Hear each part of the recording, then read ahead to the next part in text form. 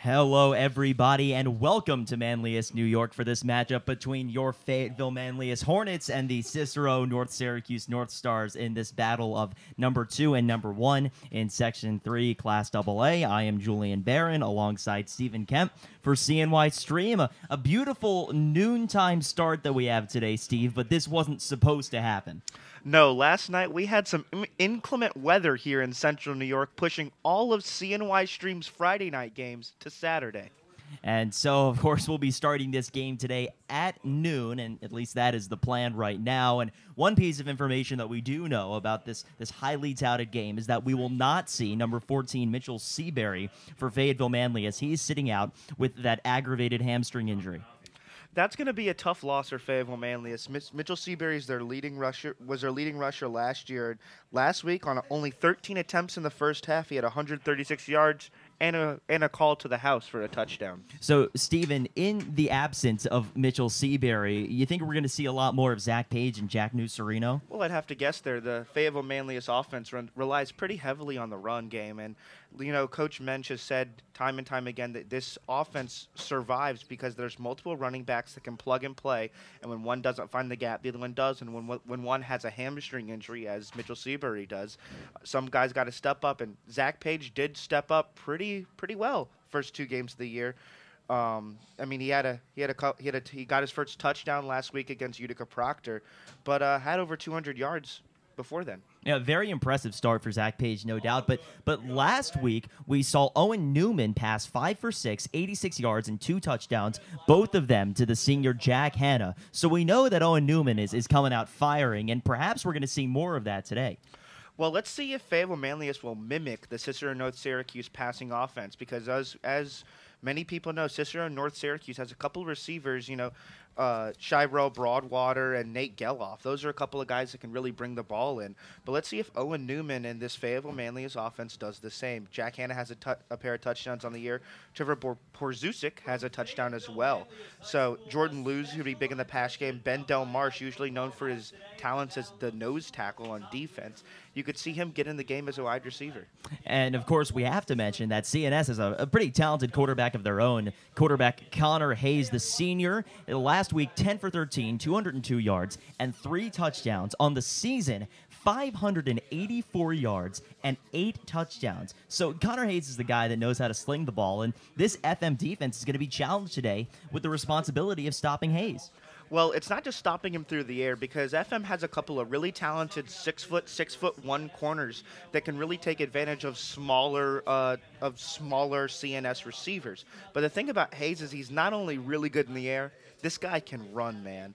I mean, so far on the year on the ground, only 11 attempts, but 191 yards and 2 touchdowns. So if that pocket collapses on Hayes, he's not afraid to take the ball and run it to the house. And when it comes to Cicero-North Syracuse, they got a couple of big-time speedsters, one of them being Jeremiah Willis and the other being Shirel Broadwater, both big pass catchers, and Jeremiah Willis does get carries as well. But we have to keep in mind, both those guys are on the track and field team. They've got plenty of speed, and FM is going to have to be very vigilant against those guys taking the top off the defense. Well, Jeremiah Willis was first team in football last year, but he's probably got a little bit more acclaim for his track and field work. The guy was the Gatorade Track and Field Player of the Year last year. That's about as impressive as it gets from a speed and track and field standpoint.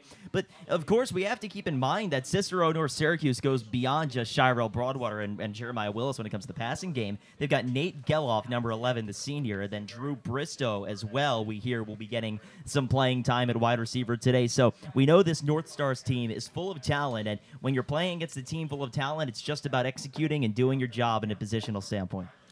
Well, on an offensive standpoint, what you're going to really have to see is the line play a little bit better than they have last week. The pocket collapses on Connor Hayes a little bit too much, especially against a strong Fayetteville-Manlius secondary. So if we don't want to see Hayes throw his first interception on the year, you're going to have that offensive line hold up a little more. And this is an undersized offensive line for CNS. They've got a couple of guys that are 5'10", 5'9" on the inside. So let's see if the taller, stronger Fayetteville-Manlius front will be able to break through and get a sack or maybe even a turnover out of the All-State quarterback. So, Steve, we take a look at the matchup that we got today. Both of these teams 3-0. And for CNS, they're number 7 in Class AA statewide. Fayetteville-Manlius is an honorable mention in Class AA statewide. So when it comes right down to it, if Fayetteville-Manlius finds a way to win this game, they should be in the top 25 of Class AA across the entire state of New York. Certainly, without a doubt. If Fayetteville-Manlius knocks off CNS right here, you're going to definitely see them crack this top 25. And they're going to be in some serious playoff talk right there to make a deep run if they're able to beat the CNS team. That would be absolutely huge for Fayetteville-Manlius. Potentially the most important game on their schedule, would you say, Stephen? I'd say that right now. This is a statement game. You know, last night having the Friday night home atmosphere taken away from them by bad weather and a noon kickoff, it's kind of hard to get up in the morning and get pumped for a game. So they've got a statement to make here. They've got a chip on their shoulder, and let's see if they knock it off. And we're going to find out in just a few moments here, just about 4 minutes until scheduled kickoff. And we see the FM team has taken the field over to our right, on the right side of the field, getting together. And then the North Stars about to enter the field as well. They're coming on the left side of this turf field. And here they come trotting on, doing some tumble turns down there as well, just some theatrics ahead of today's game. And really, you got to say, Stephen, this week, potentially the most important game in all of Section 3 football. This week, I definitely say that for just this week. I mean, you've got you got Jordan Elbridge taking on General Brown right now at 11. They started over at 11 o'clock. But this game's a couple of undefeated teams, both looking to make a big statement. CNS has not played an opponent as good as FM, and FM really has a chance right here to knock off a major opponent and say, look, we're here to play. We're not in the top 25 yet, but you better put our names up there this week.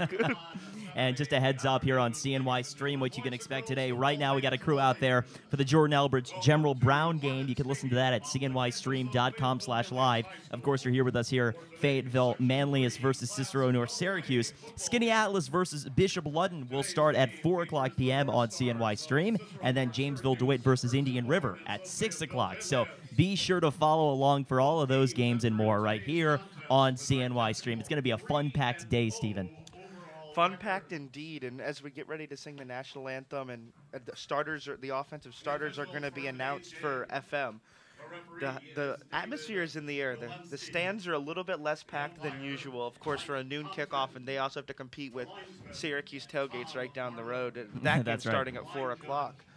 But you've got right now there's some animosity in the air right now. These teams don't particularly like each other. No, they don't. And everybody in Section 3, especially Class AA, they know that Cicero-North Syracuse is the vaunted enemy, the dominant team. It means nothing more than to be able to take them down.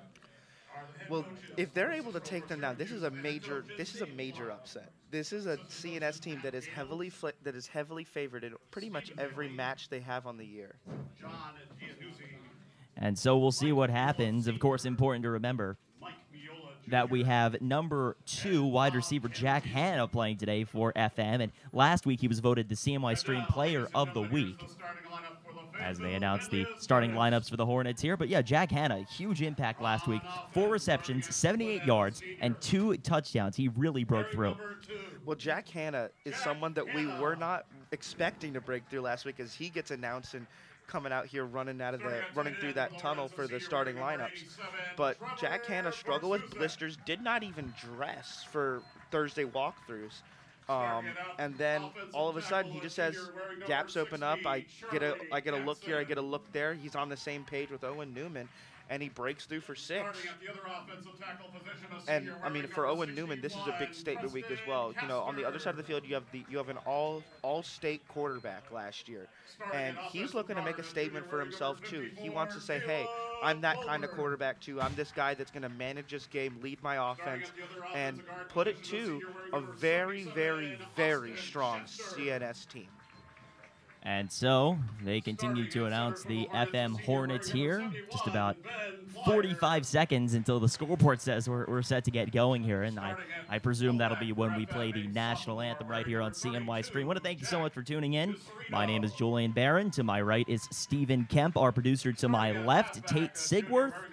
Appreciate all you listening today, as we have a big-time matchup coming up here on CNY Stream in Manlius, New York.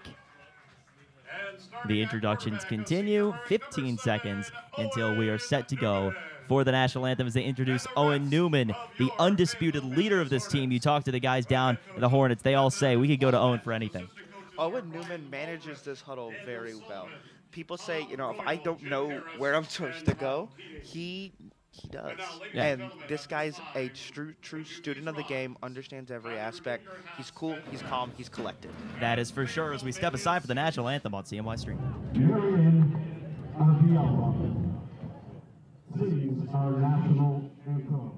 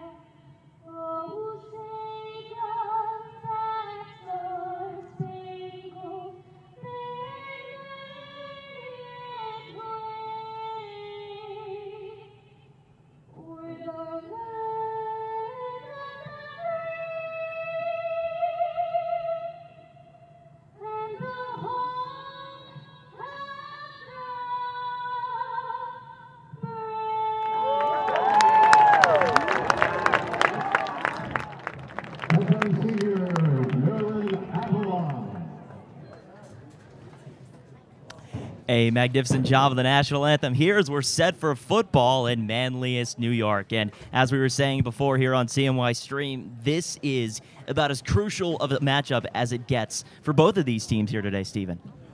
Well, yeah, once again, you've got a really top opponent here, and in Cicero-North, Syracuse, and another undefeated opponent, Fayetteville-Manlius. And Cicero-North, Syracuse has not faced as good of a team as Fayetteville-Manlius yet.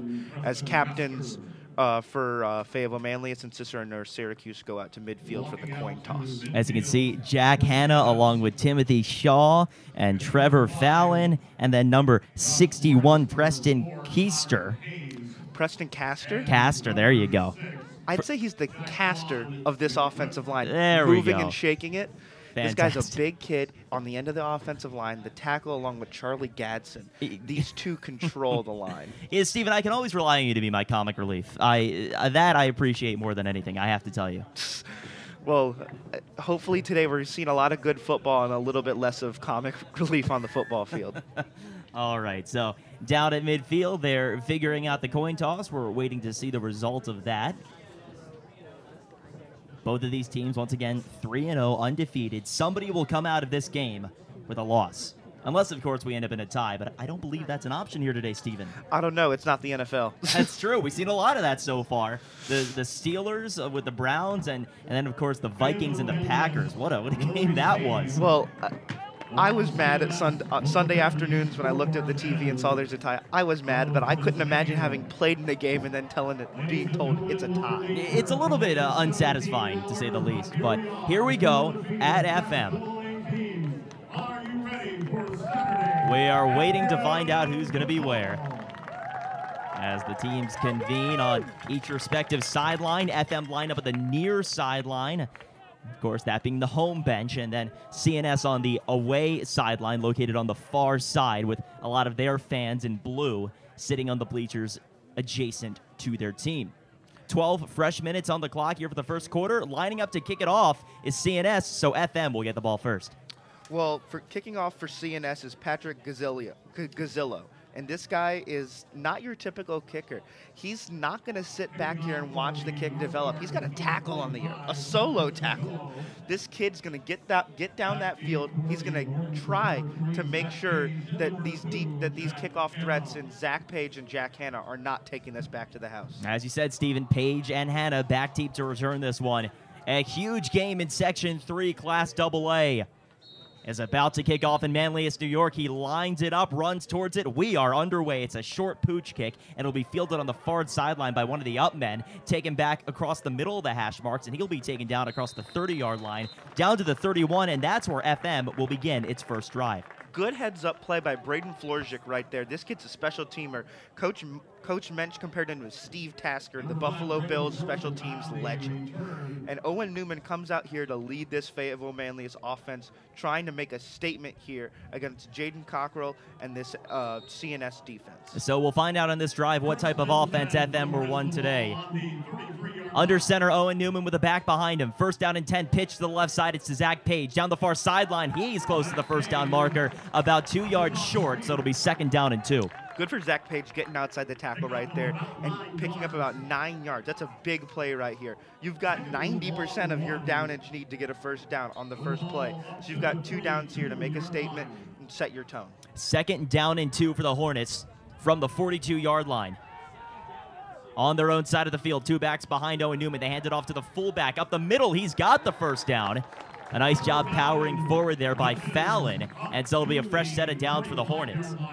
So here we see Jack Nusserino coming into the game with the play call for Owen Newman and Trevor Fallon coming out. You're going to see a strong rotation out of these backs. First down and 10 from the 44-yard line.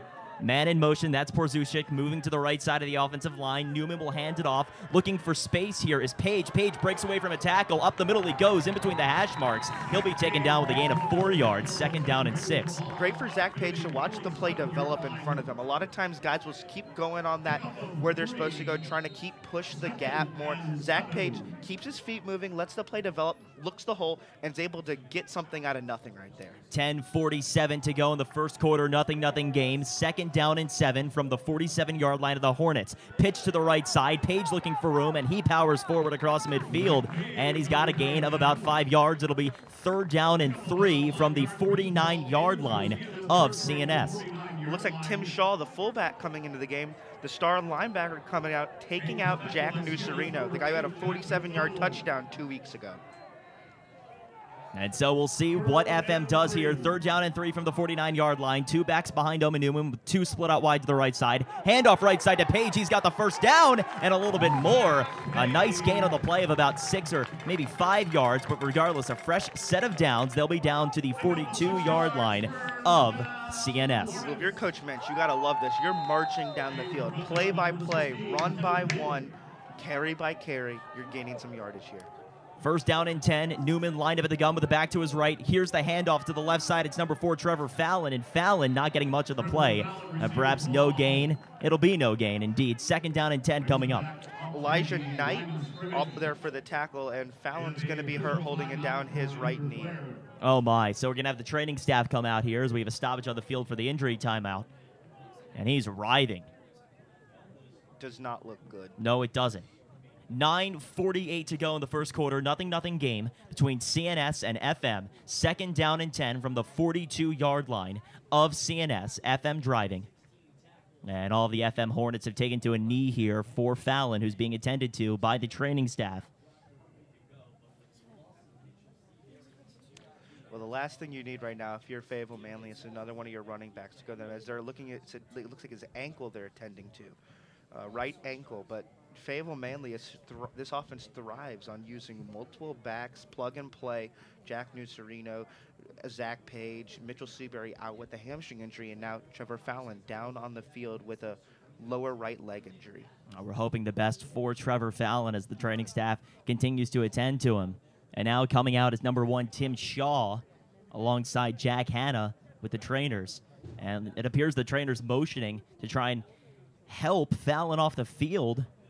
That's number 19, Charlie Josephson, and number 28, number 28, Duncanson. William Duncanson. So Josephson and Duncanson help Fallon off the field, putting no weight on that ankle. It appears to be his right ankle. So he's helped to the sideline. Checking into the game is Braden Florcheck, number 5. So here we go. The clock continues to roll. 2nd down and 10 from the 42-yard line of CNS. FM continues their drive. Lining up at the near side is Jack Hanna as the wideout. In the gun, Owen Newman with a back to his left. 2 backs to his left and a heavy shotgun set. And now we have a stoppage and perhaps a timeout or a false start. Let's see. It is indeed going to be a false start on FM, so that'll make it 2nd down and 15 from the 47-yard line. Florjic checks out of the game here, so Tim Shaw comes to the sideline looking there with Jack Nucerino. So Newman coming over to get the play call, runs back to the huddle. 2nd down and long coming up here for FM. Reminder to follow us on Twitter at CNY Stream. Once again, that's at CNY Stream. Under center, Owen Newman, 2nd down and 15 with a back behind him. Page moves behind him, and now they're going to fake the handoff the end around. Owen Newman back to pass, rolling, fires, got a man completed. It's for Susek, and he's got a 1st down across the marker to the 30-yard line. So it'll be 1st down and 10 for FM. Great catch by Trevor Porzuchik. Getting out there, running down the line, staying in open space, and getting that 1st down. And how about Owen Newman escaping the collapsed pocket, getting outside, throwing across his body? A stupendous play all around, particularly by Owen Newman to make sure he get that throw off. 1st down and 10 from the 30 with 8:49 to go in the 1st quarter. Here's the handoff to the right side. Zach Page trying to power his way, but a lot of CNS defenders there, and he will be stopped for no gain. 2nd down and 10 coming up from the 30. Well, absolute just handling by the CNS defense right there. Trevor, number 14, Hassan Bridges-Bea leading the charge in that tackle. So 2nd down and 10 with 8:25 to go in the 1st quarter of this scoreless football game. It's a battle of number 1 CNS versus number 2 FM in Section 3 Class AA. Back to pass, Owen Newman on play action, rolling to the near side, fires. He completes it to number 32 down the near sideline, jukes it back. That's a touchdown for Jack Nucerino. Wow. The halfback getting outside, getting to the sideline, being led by the wide receivers, blocking him, getting to the house right there. Evading one last defender right before they're juking to his left and getting in for 6. A spectacular throw by Owen Newman, and then the juke by Nucerino finished it off for 6. It's 6-0. John Ignazik on to try the extra point. Beautiful 30-yard touchdown right there. Here comes the PAT. Snap, hold, the kick is up, and it is good. And Ignazik makes it 7-0 with 8:06 to go here in the 1st quarter. Great hold by Jack Hanna right there. Snap a little bit high. Jack Hanna just puts it down, allowing for Mr. Automatic John Ignazik right there to put it through the uprights. A great job by Jack Nucerino to step up. Of course, we saw Fallon go out, so that means Nucerino will probably see a higher percentage of those carries and those reps and those opportunities to catch the ball right there. He took full advantage. Well, right now on the sideline, you see Trevor Fallon still on the athletic bench getting some ice for his what appears to be foot or ankle injury. Cleat is off, helmet on the ground.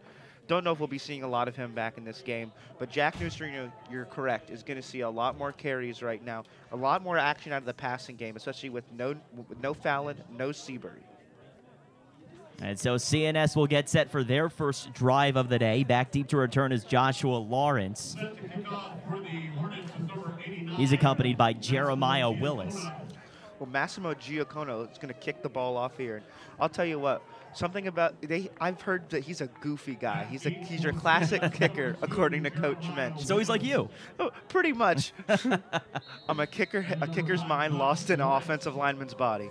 Giacono running up on it. He kicks it off, and it's a good kick down to about the 10-yard line. Going over to get it is Willis. He'll return it across the 25 to the 30. Willis jukes it back at the 30. Getting by another defender. He's across the 40. Willis to the 50. Willis now into FM territory. Pushed out of bounds at the FM 35-yard line. How about massive? The kick return was great. I hate to diminish that, but Massimo Giacono getting to the sideline, the kickoff man himself, and knocking him out of bounds. Great job by the kickoff guy to save what would have been a certain touchdown. 7:54 to go in the 1st quarter. It's 7-0 FM, and CNS will line up with great field position at the 35-yard line of the Hornets. And coming onto the field is Connor Hayes, their very talented quarterback. Hayes lined up in the gun with 2 wide receivers split out to the left side and 1 to the right side. A back behind him and a heavy set back in front of him. First down and 10. Here's the play action roll to the right side. It's going to bounce incomplete in front of his intended receiver, so it'll be second down and 10. He was looking for number 21, Zachary Talaricho, but could not get it to him. Well, Connor Hayes right there, just unable to get the throw off, and he wasn't under a tremendous amount of pressure. Torian Jones Jr. had the good block for him on the play action pass, but throws the ball short, incomplete here, second down and 10. Correction, the intended receiver was actually number 25, Drew Bristow on the play. Second down and 10. Line up at the gun, Connor Hayes with a back to his right. 2 backs, in fact. Back to pass on play action once again, immediately under pressure. He escapes the stack, now rolling to the near side at the 40-yard line. He's going to take off across the 35 down the near sideline, and he'll go out of bounds at the 23-yard line. So he'll pick up about halfway yardage. It'll be third down and 5. Well, Evan Welling right there had him wrapped up for the certain sack, and Connor Hayes using his feet, as we said before the game, makes something out of nothing, and we're looking at third and 3 right here. And so we'll see what they do. Looks like third down and about 4 would be more accurate, but regardless, still third and short coming up here. 2 wide to the right side, 1 to the near side. That's Bristow. In the gun is Hayes. Hayes hands it off up the middle, and looking for room and powering forward is number 6, Jaquan McGriff. He's close, and it looks like they're going to give it to him. It'll be a first down for CNS at the 29-yard line. Well, CNS, a couple of plays right there where you almost had the guy dropped. You almost had Connor Hayes drop for a sack, almost have McGriff drop for a loss. Once again, not going to happen. 25-yard line, in fact, so it'll be first down and 10. Bristow lined up as the wide receiver on the near side. Hayes, once again, back in the pistol with a back behind him. Hayes back to pass, no play action. Now he fires over the middle of the field. He's got a receiver, but slotted away. A great play there by the defensive back. Looked like number 13 for FM, Jordan Lewis. Jordan Lewis, great play there. He comes in. He had a couple steps on him. So the receiver has a couple steps on him. Lewis pulls in as the safety, able to knock the ball out. That would have been a touchdown for number 13, Shiro Broadwater, their main receiver lined up in the slot. Fantastic play by Lewis to save a touchdown. Second down and 10 with 7:08 to go in the first quarter. 7-0 is your score in favor of FM, but CNS is threatening at the 25-yard line to the Hornets. Hayes with 2 wide receivers to his right and 1 to the left. That's Bristow. In the gun, high snap, play action, or rather he's going to hand it off, in fact, to McGriff, and McGriff is going to power his way down for a gain of about 9 yards. He's very close to the first down marker. Had me fooled there, Steven. Is very great on the play action is Connor Hayes. Connor Hayes knows how to sell it really well, and it's looking like 3rd and inches right here. So a big 3rd and inches. Oh, they're going to call it a first down. Or are they? Yes, they are. That's a first down. That was very close right there. Surprised not to see the chains come out right there. So Shirel Broadwater lined up as the slot receiver. First down and 10 from the 15-yard line of FM. Hayes in the gun.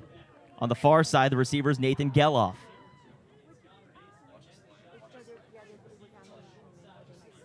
Hayes, accompanied by 2 backs in the backfield. First down and 10, takes a high snap. He's going to run play action and take it himself in the QB draw. He'll go forward for a gain of about 7 yards, maybe 8 yards. It'll be second down and short. So Connor Hayes right there, faking it, going off to the right, pushing off that right tackle number 61. The right tackle number 61, Drew Alvarez. So CNS pushes down to the FM 8-yard line, now inside the 10. Second down and 3 coming up with 5:56 to go in this first quarter. Hayes lined up in the gun. In the slot is Broadwater. Bristow to the near side is the receiver.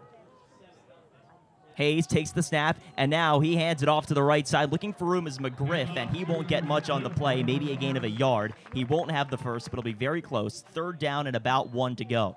Big third down right here. This red zone defense for Fayetteville-Manlius needs to step up right here to try to keep their lead and keep CNS off the scoreboard early. Third down and 1 from the 7-yard line. 5:23 to go in this first quarter. 7-0 is your score in favor of FM.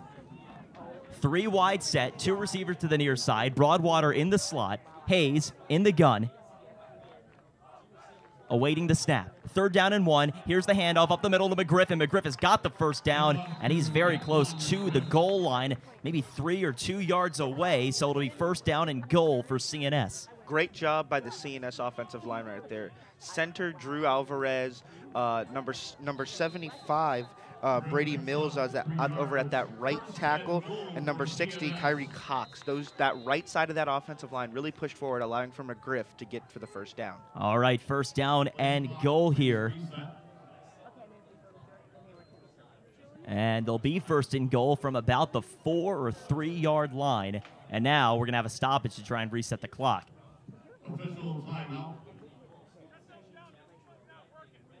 And I hear them saying down there that something's not working on the left side of the field. The play clock is malfunctioning over there on the left side of the turf. So they'll reset it and try and figure out now inside of 5 minutes, 4:55 to go in the first quarter. 1st down and goal from the 7 yard line. That doesn't look correct.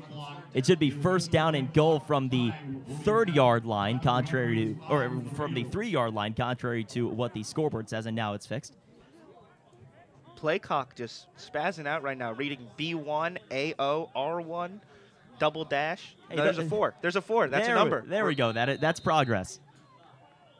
So Hayes in the gun, 2 wide to the left, 1 wide to the right, and 2 backs in the backfield with him. Man in motion, moves to the right side of Hayes. Handoff to the right side. McGriff diving for the end zone. He's close, and he's in for the touchdown. So CNS scores, and it's 7-6, and barring a missed extra point, this game will be tied. Well, Jaquan McGriff going airborne right there, looking like Tony Hawk, just flying right there. Gets over the Fayetteville-Manlius defender for 6.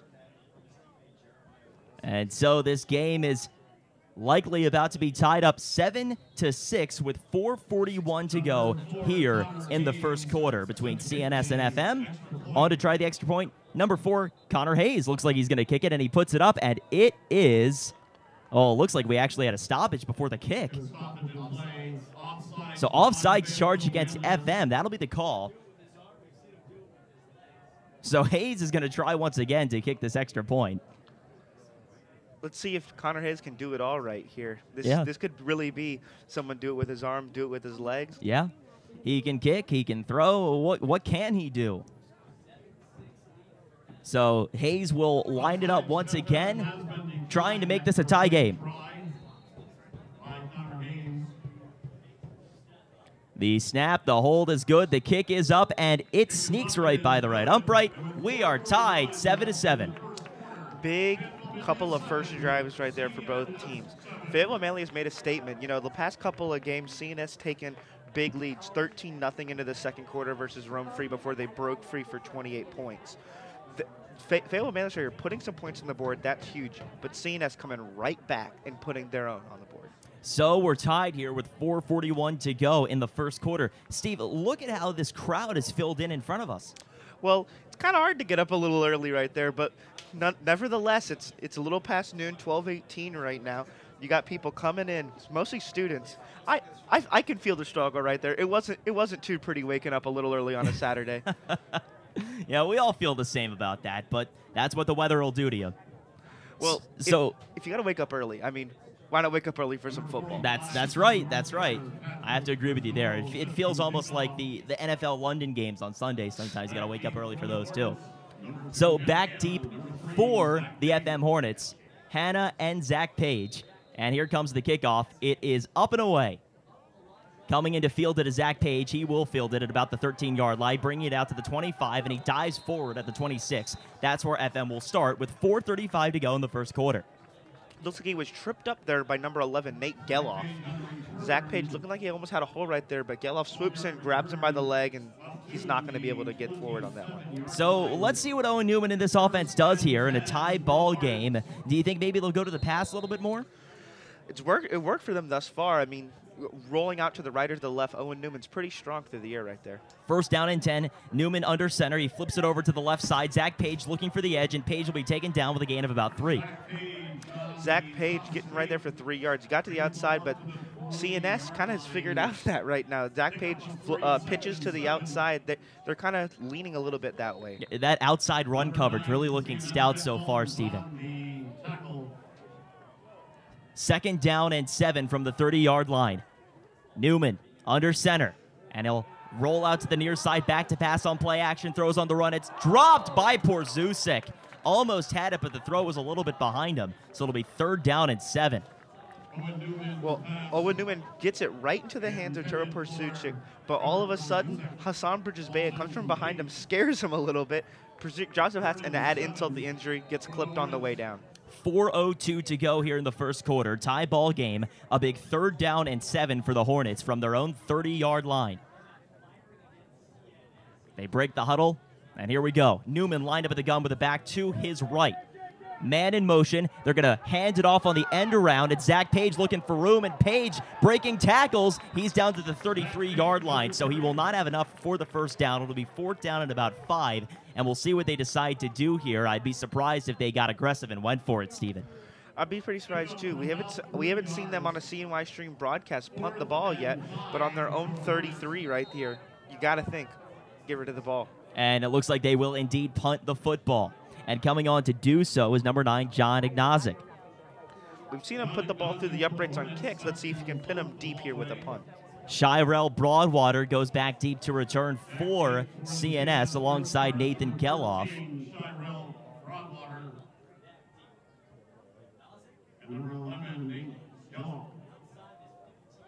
And so we wait for the punt.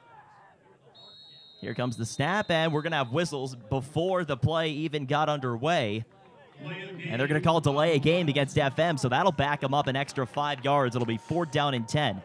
Good snap right there by Porzusik, but unable to get it off before the 25 seconds came down. Yeah, Porzusik, another guy that can do it all apparently. Not only a tight end, but also the long snapper. Well, Ignazik right here looking to punt, trying to keep it away from Broadwater. The snap, and here comes the punt. Ignazik puts it up in the air, and it's going to drift to the near sideline and cross the 50. A nice little FM bounce, and that'll take it into CNS territory. The North Stars will start their drive at the 47-yard line, their own 47, with 2:51 to go in the first quarter right here on CNY Stream. We want to thank you so much for joining us here today. This wonderful broadcast, really happy to have all you along board. We want to remind you, of course, that we have more broadcasts coming up. 4 o'clock, the Skinny Atlas game will be live against Bishop Ludden, and then Jamesville DeWitt versus Indian River at 6 o'clock. So be sure to stick around with us, cnystream.com, for both of those games. Well, looks like number 4, Trevor Fallon, the safety running back, getting taped up there. Let's see if he comes back into the game right here. They're pretty big. Hayes in the gun, trips to the right side, and a receiver to the left. It's Bristow on the near sideline.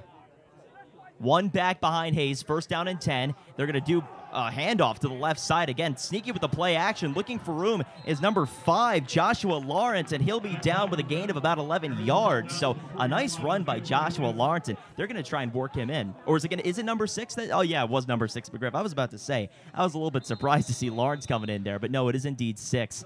And perhaps my eyes are malfunctioning today, Steven. Well, when in doubt, just refer to the usual suspect, Jaquan McGriff, getting the big carries here early.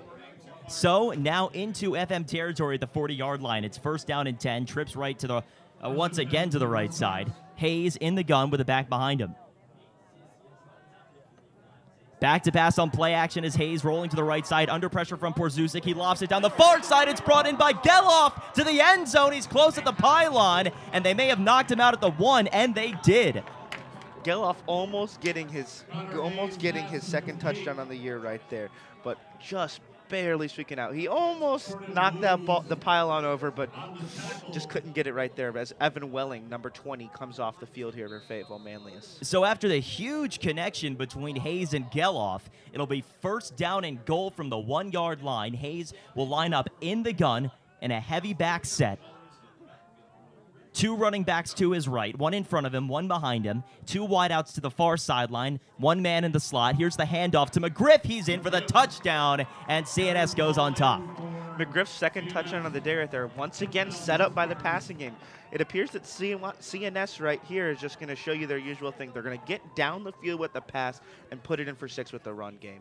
Torian Jones Jr. with an excellent block right there, the fullback, opening the hole up for McGriff. So it's 13-7 with 2:06 to go in the first quarter.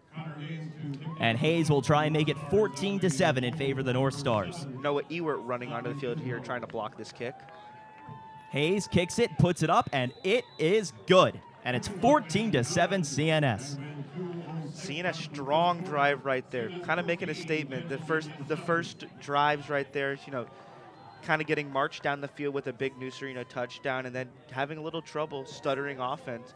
Right there, didn't look like they were having any trouble getting down the field at all. And Steve, we've seen 3 touchdowns scored in the first quarter of play. This has the looks of a shootout, doesn't it? You know, I'd like a shootout right now. You know, this is a little bit of Saturday football right here. High-scoring game. Couple of teams really wanting to make a statement with their offenses. And so we'll see Paige and Hannah once again back deep to return for the Hornets. 2:06 to go in the first quarter. If they squib it short like they did, if Gazilio squibs it short like he did last time, Nucerino and Braden Florzik, number 5 out there. Florzik on the far side. So they'll line it up on the tee. And Gazillo steps back along with his teammates, getting ready to kick the ball off. CNS has the lead. FM trying to change that. 14-7 in the first quarter. Gazillo runs up to it, and he puts all his might into it, or perhaps not. It'll be a squib kick. Bounces into the hands of Jack Hanna. Returned to the 30-yard line, and Hanna, breaking tackles, will be taken down at the 34-yard line, and that's where FM will start. Well, number 5, Josh Lawrence right there on the tackle, bringing Jack Hanna up high and bringing him down. Pretty important tackle right there as Jack Hanna has some deep threat threatening right there. We've seen him return a punt for a touchdown earlier this year, a 24-yard return versus Christian Brothers 2 weeks ago. 1:58 to go in the first quarter of play. First down and 10 from the 35-yard line. The Hornets will try and move the ball into CNS territory if they can. Down by a touchdown, let's see what Newman can do. Newman in the gun with the back to his left, and it looks like we have a fumble and a false start. Fumble on the carry and flags. Nucerino would be getting the carry right there. Full start on the Hornets.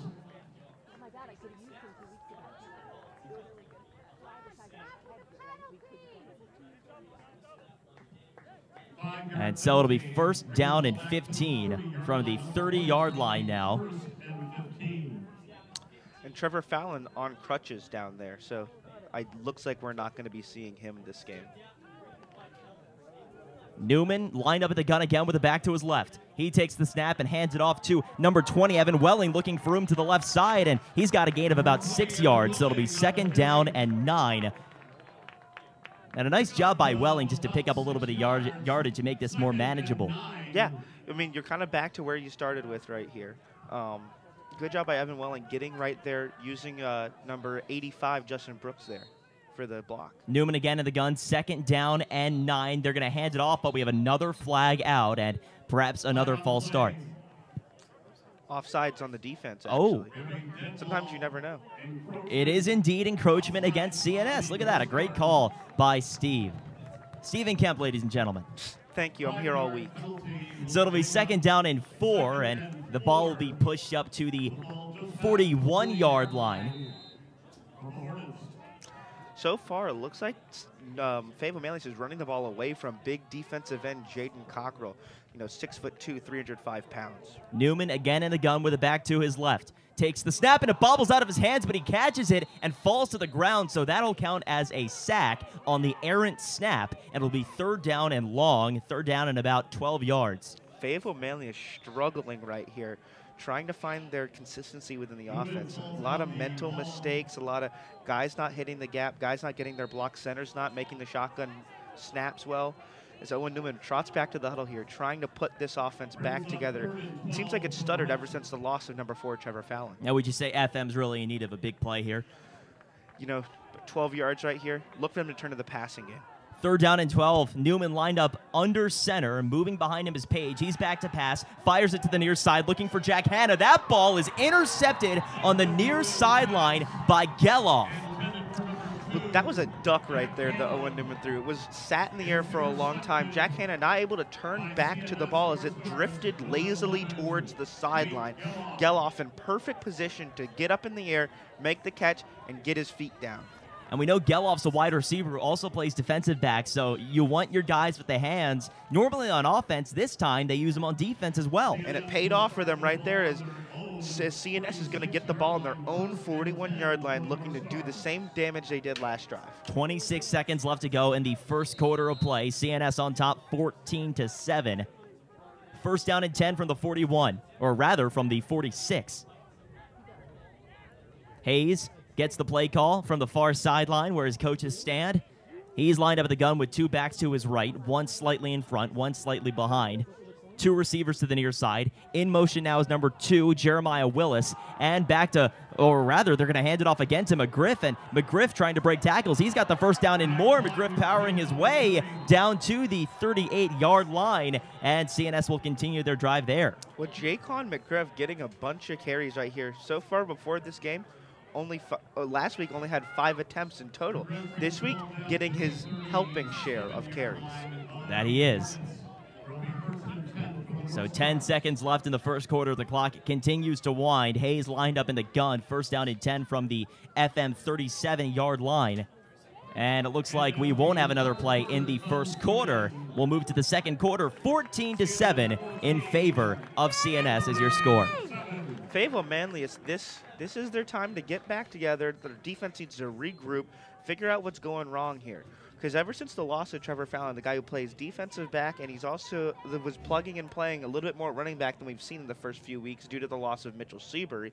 Now they're kind of just stuttering. They're making mistakes. They're not getting guys covered. They're throwing interceptions. They're having senseless penalties. Can't have that, especially against a team that's going to capitalize time and time again like CNS. And so they'll switch sides here, and this FM defense will try and protect its own side of the field as CNS will be very threatening on this drive, no doubt, with that potent offense that they sport. Look for Connor Hayes to try to turn to number 2, Jeremiah Willis, a little more. Last week had 2 catches for 65 yards and a 25-yard touchdown run. Well, there's one thing we've learned about Hayes. He's great at throwing off defenses and really tricking the defenders with play action. He's been doing it all day. As you can hear in the background, student section in red, white, and blue hyping up the crowd with the big American flag on a white pole.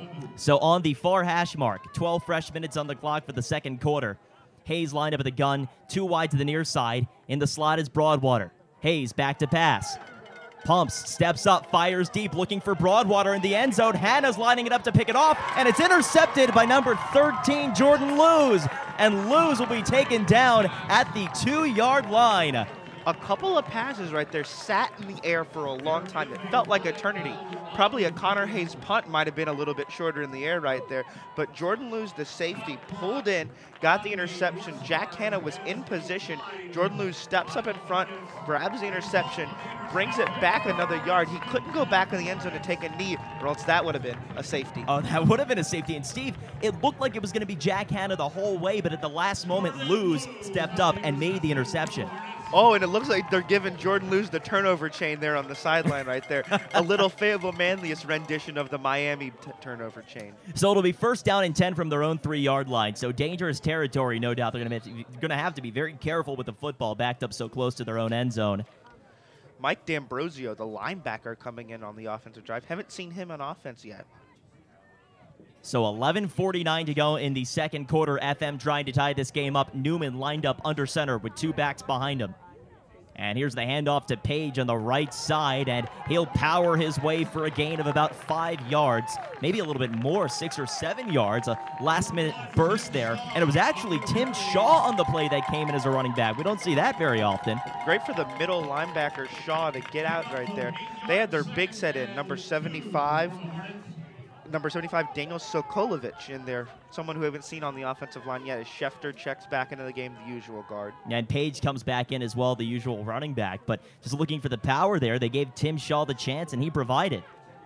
give them a little bit of room to work with. Newman under center. Here's the handoff, this time to Page, and Page will be stuffed. No gain on the play, and it looks like the ball may have popped out. Let's see what they call it. There's a scrum down there, and CNS says they may have it. So Owen Newman walks off the sideline, head down. It is CNS ball, as Page had the ball knocked out of his hands. Now Page is down. Page is down, and he is not moving much. He's being attended to by trainers. So Page lost the football, and he's down injured on the play. CNS recovers inside of the 20-yard line of FM. Already with that 7-point lead. Number 9, Jack Collins, in grabbing the loose football, but Page is not moving a lot. Oh, my. This is not what you like to see at all. Already without Mitchell Seabury. Of course, fighting that hamstring injury, and now Zach Page injured. Adams with Trevor Fallon, too, on crutches on the sideline. This would be the second Fayetteville-Manlius running back in the game, but Page not moving, and obviously his health is the utmost concern right here. And no doubt about that, as the FM players on the near sideline take a knee, and they all send their prayers, hoping that Zach Page ends up all right here. Just moving his feet a little bit more. So when we return to action, it'll be CNS football from about the 12-yard line of FM. Just a dichotomy about a few minutes ago when Jordan Lewis grabbed the goal line interception to almost dead silence here at Fayetteville-Manlius turf field.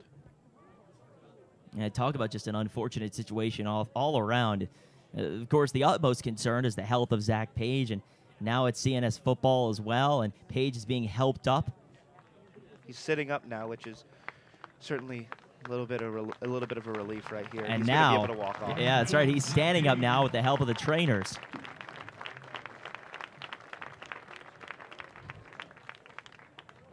And he's walking mostly on his own. And yes, he's walking on his own. That's a very good sign for Zach Page. Big relief washes over the crowd here, as their leader, one of their offensive leader, the senior Zach Page, being able to walk off the field on his own power. He's walking a little bit awkwardly, but taken back to the near sideline, and it's a lower back injury from what it appears like. He's holding his lower back, and he was doing so from the beginning. And coming into the game for CNS, a new quarterback, number 7, Dominic Isabel.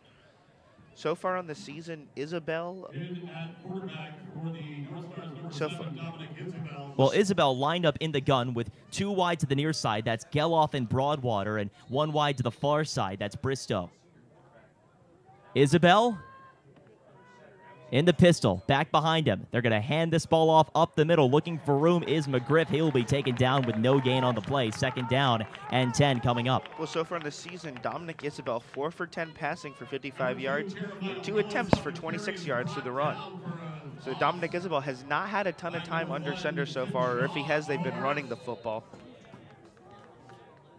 So Isabel stays in the game. We don't know exactly what's going on with Connor Hayes. We'll try and find out. But Isabel, with number 2, Jeremiah Willis, now to his left, lined up in the gun. 3 wide set, 2 to the near side, 1 to the far. And here's the handoff up the middle to Willis, and Willis will get a gain of about 5 yards on the play. So it'll be 3rd down and roughly 4 to go. Or no, we're going to call it maybe 5 to go for the first. Number 42, the nose tackle, Ben Del Marsh, the guy who's called a beast by his coaches. He makes the tackle right there, trotting back to get the guy from behind. So Isabel goes over to the sideline, or rather cries out to the sideline, trying to get the call. He gets it. Lined up at the pistol with the back behind him. Here's the handoff up the middle, looking for room is Willis. He does not get anything. And so it'll be 4th down and 5 with 9:46 to go in the 2nd quarter. And we'll see what CNS decides to do. Isabel looks to the sideline. It looks like he's going to stay on right here. Yes, he is. Again, we don't know what the situation is with Connor Hayes. As their kicker and quarterback not in the game right now. So they're going to go for it. 4th down and 5 from the 7-yard line of FM. Isabel in the gun with a back behind him. 2 wide to the far side. Isabel back to pass, fires to the end zone. It's brought in for the CNS touchdown. Geloff. Well, Isabel, first touchdown on the year right there. Goal line there. Geloff on the slant route, getting the inside leverage, getting up in the air and being able to make a solid touchdown catch right there. Good for Nate Geloff's second touchdown of the year. A beautiful throw there from Isabel, right into the arms of Geloff, who had to go back a little bit for the reception. He does indeed get it, and now we have a new kicker in the game for CNS with Hayes out. This is going to be Ozier right here. That's right, Andrew Ozier, number 88. The kick is up, and it sneaks right by the far upright. It's good. 21-7, the score in favor of the North Stars, with 9:10 to go until halftime. So at 21-7 the score, Fayetteville-Manlius is going to need a big offensive drive, but they're going to have to do so without Zach Page still on the trainer's table getting his lower back attended to, without Trevor Fallon on crutches on the sideline, and without Mitchell Seabury not even dressed. This is not a good look for the Fayetteville-Manlius running backs. They're going to have to turn to Jack Nucerino, and you might even see carries from Tim Shaw, and the younger brother of Zach Page, Ethan Page, has a carry on the year. Evan Welling's going to get some carries. Maybe you might see Andrew McGee, Nathan McCray. This is a depleted Fayetteville-Manlius running backs here, Julian, and they're going to need some guys to step up who haven't been in the position to step up in the past. So back deep to return for FM. Number 2, Jack Hanna alongside Evan Welling. The ball lined up on the tee at the 40-yard line. FM trying to burst back here before halftime, down by 2 touchdowns, 21-7. CNS will kick it away to them in just a moment. Here comes the kick. It's a squib right down the far hash mark, fielded just in front of the 20-yard line, taken to the 30, cut back, and down to the 38-yard line. We have a flag out. And the flag immediately picked up, but I don't think that's going to negate the penalty. I believe the penalty is still in effect. 15 yards. Holding on the receiving team. That's right, holding charge against the Hornets, so that'll back them up substantially here as they start their drive. Instead of being at the 37-yard line, that'll push them back to about the 27. And running backs here are going to be Nucerino, Ethan Page, the younger brother of the starting running back, Zach Page, and number 20, Evan Welling. So they spot the ball at the 28. It'll be first down and 10 with 9:04 to go until halftime. Let's see what Owen Newman can do for these FM Hornets. Lineup as the near side wide receiver is Jack Hanna. Under center, Owen Newman. Man running behind him. Here's the pitch. Evan Welling looking for room. He's taken down to the backfield. A loss of 4 yards on the play. Second down and long coming up. And I know Owen Newman just threw an interception his second to last time out there, and they got a turn. They have their second turnover of the game, their last drive. But you got to think here, 8:45 and running on the clock down here. Down by 14. Are you going to turn to the pass game? Oh, well, let's see what they do. Perhaps they will. Newman lined up in the gun with a back to his left. Back to pass. Owen Newman on play action, rolling to the far side, fires on the run, and it's nearly intercepted. Incoming on the play for CNS was number 20, Elijah Atkins, and he almost had the pick. Well, Newman just tries to go to his safety net right there, Trevor Porzusic, and it's just not going to pan out right there. Porzusic in double coverage. Adkins sneaks in on the play, almost picks it, and if he had, he could have taken it to the house. Open sideline right there. So Jordan Lewis checks into the game on 3rd down and 13. Newman will likely go to the air here from their own 26-yard line. Down by 2 touchdowns, 8:29 to go until the halfway mark. Newman lined up at the gun, flanked by running backs to each side. Now moving out as the wide receivers. Jack Hanna, the snap is over the head of Newman. He's going to have to fall on it. He does, and that'll be a failed 3rd down conversion and a big-time loss. Now 4th down and very long for FM. And Trevor Porzuc's going to have to get a good snap, and John Ignazic's going to have to get this punt off pretty quickly because you know, back down in this far into their own territory, they're going to be some pressure on him trying to block this punt. And Steve, FM's really going to need their defense to step up on this upcoming CNS drive. What you got to have when you got your running backs out and your passing game's just not working right now, the points got to come from the defense. It has in the past. So the snap is away to Ignacic, nearly blocked, and they ran into Ignacic. The flag comes out, and that could be a first down for FM. The punt gets downed at about the 44-yard line of FM. But let's see what the call is. If it's roughing the kicker because he hit his plant leg. It is indeed roughing the kicker, charged against CNS. That'll be a fresh set of downs for FM. And props to John Ignazik, staying in his spot, getting the ball off, and taking the big hit. A lot of punters will try to run it out, maybe try to throw the ball away or something like that. Ignazik took the hit and gets a first down right there.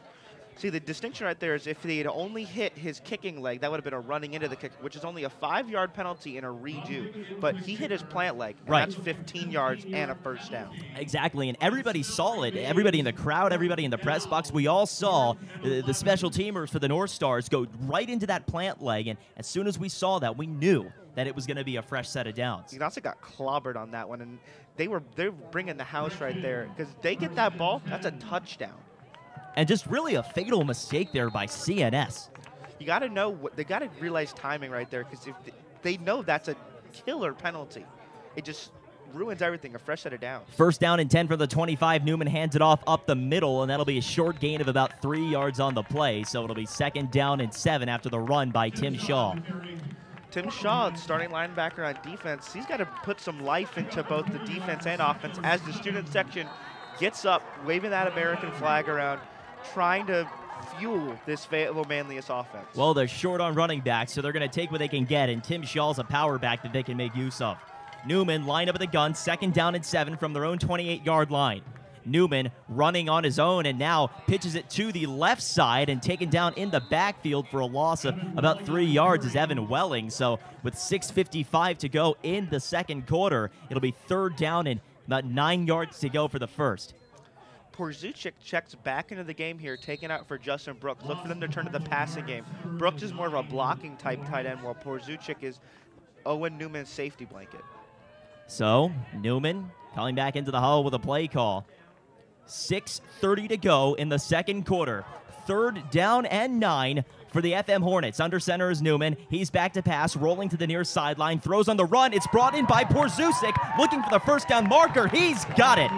And down to the 39-yard line, Trevor Porzuchik. A huge reception and a first down for the Hornets.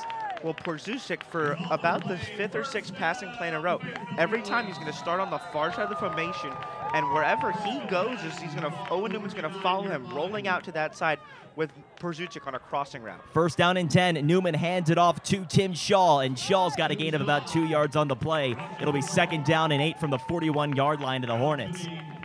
Nucerino checks into the game here for Tim Shaw. Look for maybe a pitch to the outside or even a pass towards a running back, as Nucerino has the sole Fayetteville-Manlius touchdown on the day thus far. 5:50 to go until the halfway mark. Newman under center with 2 backs behind him. He drops the snap, and now Newman's going to have to fall on it. Let's see who got to it. I think Newman fell on it. So the botched snap leads to a 3rd down and 9. You got to think, last week we did not see these kind of quarterback center problems. As it looks like Benjamin Blyler's coming into this game has been the center for today's game, versus last week Caleb Pulver was the center. So obviously a bunch of miscommunication between Newman and his center, Blyler. 3rd down and 9. Porzuchik lined up at the near side of the O-line. Back to pass Newman. Pumps, steps up, pulls it down. He's going to run. Newman slides, and he's hit as he gave himself up, and that's another penalty on CNS. That'll be a 1st down after a North Star slid right into Owen Newman, who had already given himself up on the run. And CNS has their hands up like they didn't do it. Owen Newman clearly sliding on the play, and the hit comes in later. Personal foul on CNS. That's a 1st down, and they can't keep doing that. And Steven, there's no subjectivity to that call. It was very clear, and CNS has got to stop doing this. They're handing this drive to the Hornets right now. This is 2 fatal CNS mistakes on 3rd down, where they had 3rd or 4th down. They had them stopped. On the punt, they were getting the ball. And now right there, they're getting it again, as now they've got the ball on the other side of midfield at the 40-yard line. So FM will line up at what, like you said, the CNS 40-yard line. First down and 10 into North Star territory. Newman under center with two backs behind him, hands it off to the fullback. Powering forward is Jack Nucerino for a gain of maybe a yard on the play. It'll be second down and 9. As Newman walks back to the sideline looking for the play call here. Number 10, Ethan Page into the game, younger brother of Zach, who's laying down, holding his lower back still on that training table. So Newman brings the play call to the huddle, and he'll go under center with Nucerino behind him. Second down and 9, Page in motion. They're going to pitch it to Page on the right side. Page looking for room. Page has got a big gain, very close to the first down marker. It'll be third down and 2, down to right about the 32-yard line. Good for Ethan Page, lining up in that slot receiver, pulling around to the side, getting the pitch and getting outside of number 61, Preston Castor, as Castor led the block right there and getting to. So we hear that Hayes is actually out on the CNS side due to a coach's decision, but we'll talk about that later. Third down and 2. Owen Newman hands it off to the left side, looking for room. Tim Shaw, and Shaw has got the first down as he lunges toward the 25-yard line. This Fayetteville-Manlius offense looks like it has some life into it. They seemed dead, declared dead on arrival at the beginning of this drive, having nothing that first set. And then ever since that roughing the kicker call, they've seemed like they've been able to get something here as Tim Shaw carries it for the first down. 3 minutes and 40 seconds to go until halftime. First down and 10 from the 26. Owen Newman hands it off to Page on the right side. Number 10, Page, is taken down with a gain of about 2 yards. That's Ethan Page once again, not Zach Page, who is still injured on the sideline. Well, again, this is exactly what Coach Mensch really wants right here for out of his running backs. He's got a lot of guys he can plug and play, like he bragged about to us in his coaching meeting, and it's really paying off here as you've got like a 6-string running back here in Ethan Page getting solid yardage out of every single carry he's getting. 3 minutes to go until halftime. Second down and 8 from the North Stars, 24. Owen Newman pitches it to the left side, but taken down to the backfield is Ethan Page, not able to find the corner. It'll be a loss of about 3 yards on the play. Third down and 11 coming up. Third down and 11 here. Look for them to turn to the passing game. Number 71, Blyler, coming out. So number 50, Noah Ewert, the guy who started at guard last week, coming into the game. Pulver looks like he's going to be the new center. And I wouldn't be surprised, Steven, to see number 7, Owen Newman, go to the air here on third down and 11. Well, he's got his safety blanket and Trevor Perzucik, Jack Hanna outright. Newman in the gun, low snap, back to pass, rolling to the near sideline at the hash mark, pumps now, takes it himself. Newman taking off to the 10-yard line. He's got the first down and more inside the 10 of CNS. Oh my goodness. Using his feet right there. Had nothing.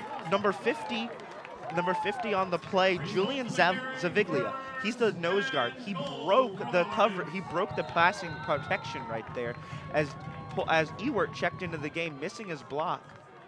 So it'll be first and goal from the 9-yard line. Newman under center, and it's dropped by Page. He falls on it on the handoff, but Page able to recover. Ethan Page will take the loss of roughly, I'm going to say 4 or 5 yards. It'll be second down and goal from the 13.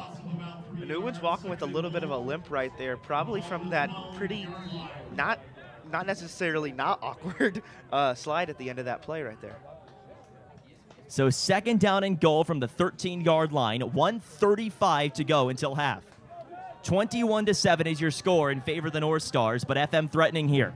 Newman back to pass on play action, rolling to the near hash mark, fires. It's brought in on a jump ball catch by Perzucik. And he's close to the goal line, about 2 yards short. Perzucik needed all 6'4" of him and all however many inches those fingers are, because he caught that with his fingertips in the air and got his feet knocked out from under him and still brought it in. Heavy set formation coming in right here. They're going to spot it at the 4-yard line. Third down and goal. Newman under center. Hand off to Tim Shaw, right side, and he is blown up in the backfield. So it'll be 4th down and 5 after the loss of 1. 4th down and goal from the 5, rather, and we'll see what Coach Mensch decides to do. Down by 2 touchdowns. 40 seconds to go until half. Steven, What do you say if you're coach? Well, he's taking a timeout here. You got to discuss this. You're down by 14. I'd say go for it here. If they miss it here, if they're not able to get in the end zone, you've got the ball on their 5. They'd have to make a 95-yard drive right here. And Connor Hayes not playing as of right now due to a coaching decision, as Dominic Isabel is next to his offensive coordinator ready to go on the other side of the football field. Go for it right here. You're down 14. You got your two big running backs out of the game. Your 3 big running backs. Fallon's hurt too. Go for it right here. Get the ball in the air. Maybe look for Porzuchik. This is a guy who's been able to catch it. He did have that one drop. Jack Hanna, as we know, red zone threat. A couple other guys on that Fayetteville-Manlius receiving corps, Jordan Luce, could also bring the ball into the end zone. So they're looking for some creative play calling right here, trying to get the ball in for 6. And, of course, I have to go to you, Steven. Before this play call, if you're Coach Mensch down there, we know you're probably going to go to a pass. What kind of pass do you go to? Do you go to a slant? Do you go to maybe that mid-level post to try and get somebody open in the back of the end zone? Mid-level post, probably look for Porzuchik. The guy's 6'4". He's got the height. We saw him just jump. We know he has the hands. This offensive line's a solid offensive line, as Blyler appears to be out of the game too. So you've got Noah Ewart and a linebacker and defensive tackle now being used at guard. Maybe roll it. Maybe look for a rollout. Look for Porzuchik in the back of the end zone for a touchdown right here. But don't be surprised if Jack Hanna is the intended receiver. So Newman will go under center. Behind him will be Jack Nucerino alongside Evan Welling. 4th down and goal from the 5. Back to pass. Newman fires to the end zone. It's brought in for a Jack Hanna touchdown. Jack Hanna post route, swings right to the right. You know what? Newman rolled out to his right, and Jack Hanna was wide open saying, give it to me. I got it. Jack Hanna for his third receiving touchdown on the year, 4th overall touchdown in total. And the CNY Stream Player of the Week from last week, making a big impact before half in this game with 33 seconds left to go. Ignasic on to try the extra point. He puts it up, and it just sneaks through right above the crossbar. So it's 21-14, and Steven, FM needed that drive perhaps as badly as you can need a drive. That injects, if they're able to hold them off here with 33 seconds left on the clock, able to go into the half only down 1 touchdown, despite having no Mitchell Seabury, no Zach Page, no Trevor Fallon, and still able to be down 1 touchdown, a score to perhaps the best team in Central New York. You gotta like that if you're Coach Mensch. You can fire up these guys. Owen Newman's been pretty consistent in the passing game, despite the one interception and his one incompletion was hit right into the hands. Not his fault. Owen Newman, the professional, the student of the game, cool, calm, collected. They call him Surfer just because he's got that California lax attitude. They're gonna be able to do something here. This halftime is huge. But you got to first stop a pretty potent CNS offense. Let's see if Dominic Isabel will stay in the game here and you won't be seeing Connor Hayes. Steven, you open up the dictionary and you look at fighting through adversity. I'm calling it all one word. It has its own dictionary. I'm going to call it the encyclopedia. You open up the encyclopedia, you look at fighting through adversity, and you're going to just see a big FM Hornets Pride logo right there. That's all we've seen today with all of these injuries playing against the #1 team in Section 3 Class AA. This is what it's all about. Massimo Giacono looking to try to get a good kick here, trying to keep it away from those deep threats, those guys who can take it back like Jordan Willis. Yes, Jeremiah Willis back deep to return. Here comes the pooch kick. It'll be to the near sideline, fielded at about the 30-yard line. Cutting it upfield is number 3, Jordan Seltzer, and he'll be taken down at about the 42-yard line of the North Stars. So with 28 seconds left in the half, Steven, if you're CNS, do you push it here? Well, you got Connor Hayes in the game. This is a guy that's smart with the football. As long as he doesn't throw another one of those deep passes where into double coverage like he did the last time he was out on the football field, you can expect to see something here. But I guess a professional like Connor Hayes, someone with big experience, all CNY last year, or all state last year, expect him to push the field but be safe with the ball and looking not to turn the ball over once again. Hayes in the gun, trips left, and Bristow to the right. 1st down and 10 from the 44, the North Stars. Hayes takes the snap, play action, rolling to the near sideline. He's being dragged down in the backfield, and a sack thrown to the ground by Zachary Conley. Well, Zach Conley, son of Dan Colley, former Syracuse University football captain. And Zach Conley used all 6'4" of him, a big kid, the defensive end, bring him down in the backfield, unable to do anything. And now Connor Hayes in this CNN's office, there's a timeout on the field. They're going to have to look to see if it's even worth it to try to throw the ball downfield. So it looks like that actually won't be marked as a sack because Hayes was able to fight his way across the original line of scrimmage. So it'll be 2nd down and 9. And yeah, Steven, if you're this defensive front, you're just 1 yard away from getting that as a sack in the stat book. Well, it was close, but stats are one thing, but what matters is what it did on the field. And yeah, it's kind of like Nate Geloff almost being able to get that touchdown, but barely missing it on that earlier drive. Jaquan McGriff put it in. But what matters is you get the points, you get the loss of yardage. You've got the momentum has shifted your way. That's what matters. So 2nd down and 9 for the 45 of the North Stars. Hayes in the gun. Once again, trips left and 1 to the right. That's Bristow on the near side again. Hayes takes the snap, back to pass, steps up, fires deep down the far sideline, looking for Geloff, goes up for it, and nearly intercepted, but it'll be incomplete. So it'll be 14 seconds left until half, 3rd down and 9. Number 34, Brandon Heyman, the guy who got that big interception week 1 versus Liverpool. Almost getting it, drops out of his hands, but Connor Hayes threw it. A lob ball in the air in double coverage once again. He wanted Geloff, but just too many Hornets there.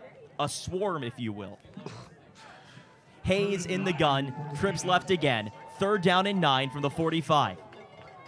Hayes takes the snap, fires on a wide receiver screen, and taken down with a gain of about a yard is the wide receiver receiving on the play. That was, let's see who that was. Number 6, yes, that was indeed Jaquan McGriff on the reception, but only a gain of 1 yard, and that's how we will end the half here at Fayetteville-Manlius. Your score, 21-14 in favor of the North Stars. And Stephen, considering what happened in the first half with the injuries and whatnot, it could be a lot worse for the Hornets right now. They have kept themselves in this game. You got to be thankful right now if you're the Hornets. Your guys have played really strong. They've played with that pride that they boast about consistently. As Tim Shaw, the middle linebacker and team leader, goes and gives good well wishes to Zach Page and Trevor Fallon being carted off here. This could be a lot worse. You've lost Zach Page, the guy who's really going to keep this offense alive with the absence of Mitchell Seabury. And you have no Trevor Fallon, a guy who's been able to find those gaps in the past. And they're finding a way. They're using guys that it's not the usual suspects today. It's different guys. It's using the pass a little more than they're used to. It's stopping this Cicero-North Syracuse potent offense by using your defensive backs who have been big but really not getting all the action that they used to in the past. I mean, this is a run-heavy district. These are run-heavy teams that they've played against.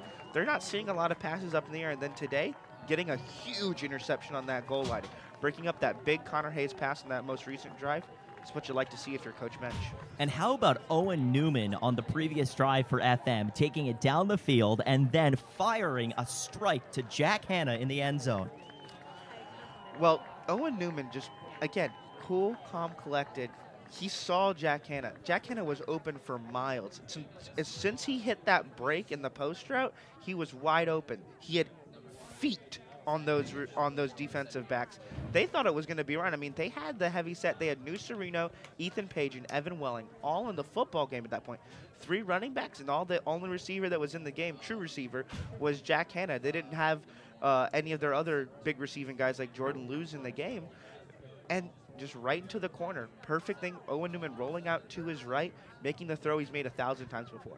So we'd like to remind you that right here on CNY Stream, we got the second half coming your way in just about 15 minutes. But also remember, Skinny Atlas versus Bishop Ludden coming up at 4 p.m. And then 6 p.m., get a chance to see Jamesville DeWitt take on Indian River. All that coming up later today on CNY Stream. Go ahead and follow us on Twitter at CNY Stream. Once again, that's at CNY Stream. And then check out our website where you can find all our streams, our broadcast schedule, and much more. CNYStream.com. Once again, that's CNYStream.com. We'll step aside for halftime and be back for the second half of this game. 21-14 your score in favor of CNS right here on CNY Stream.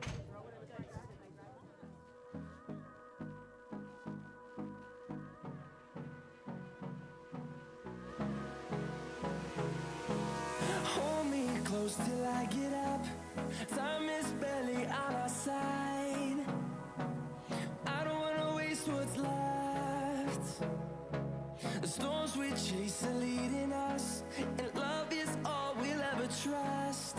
Yeah, no, I don't wanna waste what's left. And on we'll go, through the wastelands, through the highways, till my shadow turns to sun rays. And on we'll go, through the wastelands, through the highways, and on we'll go.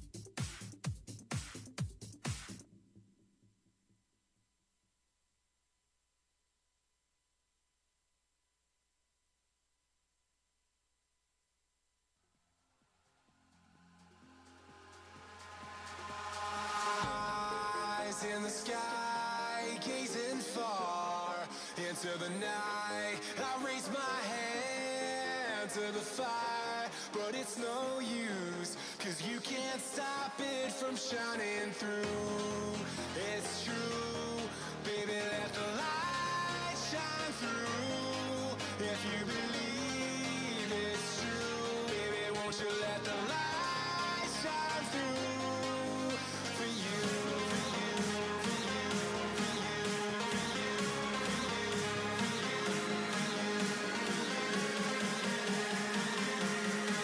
you let the light shine through?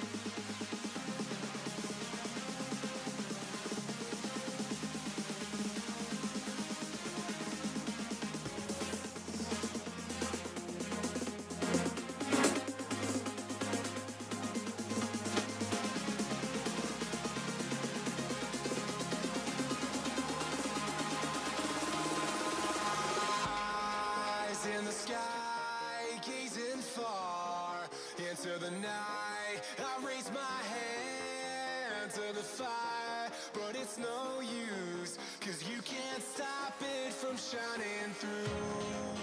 It's true, baby, let the light shine through. If you believe it's true. And welcome back here to Manlius, New York for this matchup between the Fayetteville-Manlius Hornets and the Cicero-North Syracuse North Stars.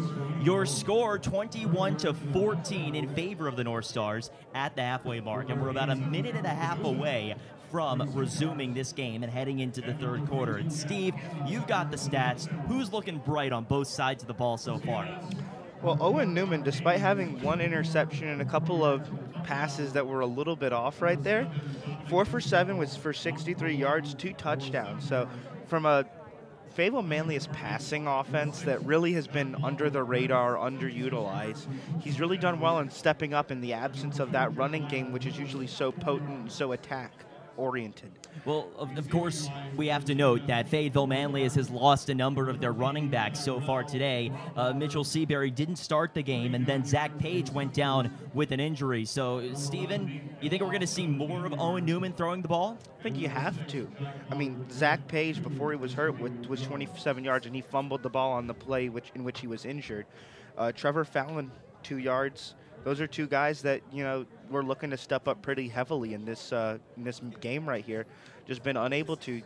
Trevor Fallon went down with a lower leg injury, and Zach Page looked like a lower back injury. And Mitchell Seabury not dressed for today's game, again, still dealing with that hamstring issue, which has troubled him so much throughout the early part of this season, which he tore it during baseball, tore it again in baseball, and then pulled it in the first practice of the year. So really unfortunate for Mitchell Seabury. Again, all these running backs so talented, and their health is of always our utmost concern.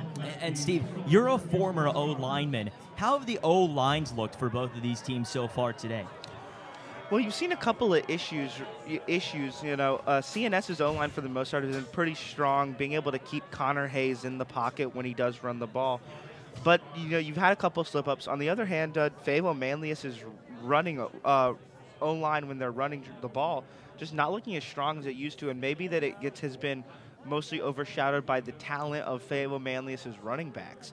but the O-line looks to be giving up, letting guys slip through that haven't in the past. We almost had a really big sack for Fayetteville-Manlius on the CNS O-line. So O-lines need to be a little bit more on their toes right now. And the D-lines for both of these teams are actually very, very strong, very good. I think of Elijah Knight on the CNS O-line. I think of Zach Conley and Trevor Porzusic on the Fayetteville-Manlius D-line. These are some really good. Jaden Cockrell on CNS. Mm-hmm. Really good defensive line play, really overshadowing these O-lines thus far. So, Steven, we know right now, of course, FM down by a touchdown heading into the second half. What do you think is the biggest key to the second half for FM to go ahead and try and win this football game? You got to throw the ball more accurately and not be throwing the ball right into the hands of defenders. Last half we saw that Owen Newman forced the passes to Trevor Porzusic a couple of times. Porzusic does the same thing pretty much almost every time. He's going to line up on the far side of the formation. He's going to cut across the field, and Owen Newman's going to try to roll out and get the ball to him. That's his guy. That's his safety blanket. Porzusic had a touchdown first week of the year against Liverpool. Doesn't look like that's going to be able to work. These CNS linebackers, Jack Collins, one of them, very strong linebacking core.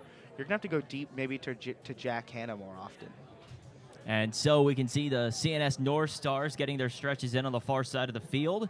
On the near side, you've got an FM huddle going on, and then a few of the other backups standing on the side, the edge of the chalk. Of course, we don't actually have chalk, considering the fact that we're playing on turf, but still a beautiful day for football here in Manlius, and the FM Hornets are going to try and make sure that they can run up Pride Hill at the end of this game, but they're down by a touchdown. They got some work to do against this very talented CNS team. Now, we do have to mention that right now, CNS, the #1 team ranked in Section 3 Class AA. You ask who's number 2? It's FM. So whoever wins this game will be the #1 team in Section 3 Class AA. But also important to remember, in the overall rankings of Class AA, right now, number 7 is Cicero-North Syracuse, and Fayetteville-Manlius is only honorable mention. I say only tongue-in-cheek. So, if the Hornets are able to win this football game, they would likely move into that top 25. Certainly moving into that top 25. Unless somehow other teams on the honorable mention also manage to upset a top 10 team, you're going to see them move into that top 25. Also, very important here, we do have word on the sideline, Zach Page with ice on that lower back. He is out for the rest of the game, no pads on.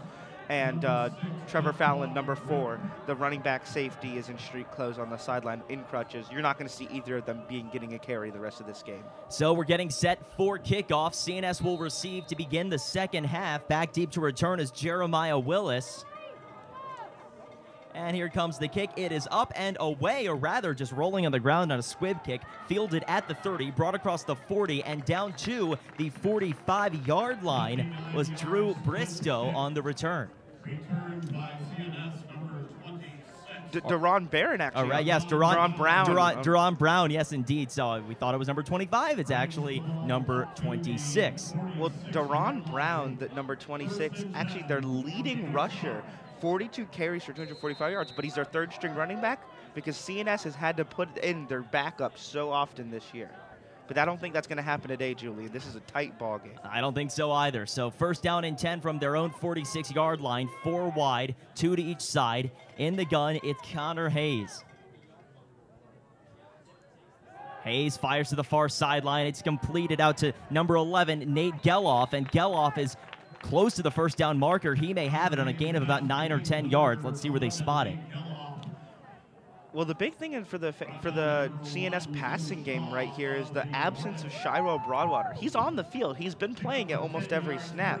He just has been completely absent in the stat line right now. He has 1 reception. So they will give CNS a fresh set of downs. So it's first down and 10 from the 44-yard line of FM. Hayes hands it off up the middle, and stopped for perhaps a loss of a yard is Jaquan McGriff.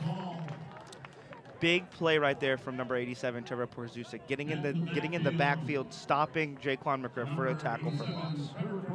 2nd down and 11 coming up. Lined up in the slot on the near side is number 2. And Hayes in the gun with McGriff right to his left. Back to pass Hayes, 2nd down and 11, under pressure, rolling to the far sideline. He's under heavy pressure, now stepping up and taking off. He's ahead of the line of scrimmage. Hayes still on his feet, and he's got a gain of about 5 yards, pushing forward, and now he barrels across the 1st down marker, and he's got a fresh set of downs. Oh my goodness. What a weird play there for Connor Hayes. Almost certainly dropped. All of a sudden, defensive lineman in the backfield just gets crushed by an offensive line on a good block, blindsides him. Hayes gets out to his sideline. We thought he was for certainly stopped, and all of a sudden his offensive line gets behind him, pushing him forward for a very large gain. And so it'll be 1st down and 10 from about the 29-yard line of the Hornets. Hayes lined up in the gun with a back behind him. That's Jeremiah Willis. Here comes the handoff to Willis. Up the middle he goes, but he will be met with a harsh Hornets front, and there will be no gain, maybe a gain of 1 on the play. It'll be 2nd down and about 9. Good job by that. Good job by Tim Shaw right there, that middle linebacker. We've seen him have to step up on the offensive side of the ball, but he's really done his job on defense as that core linebacker leader of this defense. As Porzusic checks into the game right here. 2nd down and 9. Lined up in the slot on the near side is Shirel Broadwater. Hayes in the gun. The back to his right is Jeremiah Willis. And the handoff is to Willis, but we'll have a stoppage before the play. They're going to call a false start, charged against CNS.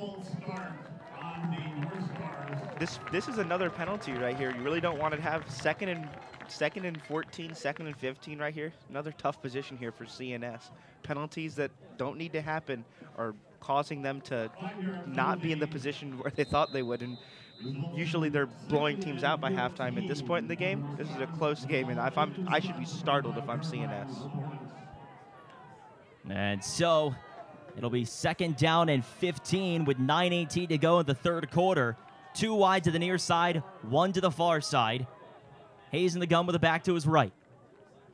Hayes takes the snap and hands it off to Willis. Willis looking for room on the near side, and he's dragged down from behind by Tim Shaw. And a gain of maybe a yard. No, we're going to call it about no gain on the play. It'll be 3rd down and 15. Well, Tim Shaw, an absolute animal on defense. This guy gets it on defense. He just puts the other team's color in his head and just says, I got to tackle that. I got to get through that. I got to stop them. 3rd down and 15. Line up of the gun is Hayes with 2 wide to the far side. Hayes takes the snap, rolls to the far side at the hash mark, throws deep downfield. He's got a man. It's brought in, and it's a touchdown for Shirel Broadwater. Whoa. Oh my goodness, what a throw from Hayes. What a catch by Shirel Broadwater, and he stumbles into the end zone for a CNS score. It's 27-14. Connor Hayes on the run makes a fantastic throw to Shirel Broadwater for Broadwater's 7th touchdown on the year. And that's the reason he's their #1 target. The extra point, snap is down, kick is up, and it is good. 28-14 is your score in favor of CNS with 8:24 to go in the 3rd quarter. And Steven, what a stupendous throw from Connor Hayes. He certainly made up for his interception in the 1st half. Well, Connor Hayes sees Shirel Broadwater making that cut across the field from about 40 yards out right there and just chucks it. Gets a great throw right there, and Broadwater with daylight getting to the end zone right there. No one really around him. So how important does this next drive become for Owen Newman and the Hornets? You got to score right here. You don't want to give them the opportunity to go 3 scores up. You need to score right here if you're Owen Newman in this Hornets offense. And look for them to turn to the passing game a little bit more. This running game has been stuffed for the most part, and you've got your big gainers, Zach Page and Mitchell Seabury, out. So look for them to turn to the pass game. Wouldn't be surprised to see them turn once again to Jack Hanna and Trevor Porzusic, but don't watch out for Jordan Lewis. So the ball's on the tee. And Gazillo backs up, getting ready to kick this ball off. Back deep to return, Evan Welling alongside Jack Hanna. And the kick is off. Coming up to return it is Hanna, or rather it'll be Welling that takes it. He's across the 30-yard line. Welling down to the 40, and a nice return by Evan Welling across the 40 down to the 41-yard line of the Hornets, and that's where FM will start its drive. Well, number 55, Jake Fiorito, on the front line, blocked 3 guys on that. I got drawn to his attention because he was the last, kind of the slowest guy to pull back on that front line right there. But all of a sudden, he got 3 blocks right there that opened it up for Welling. So first down and 10 from the 41-yard line.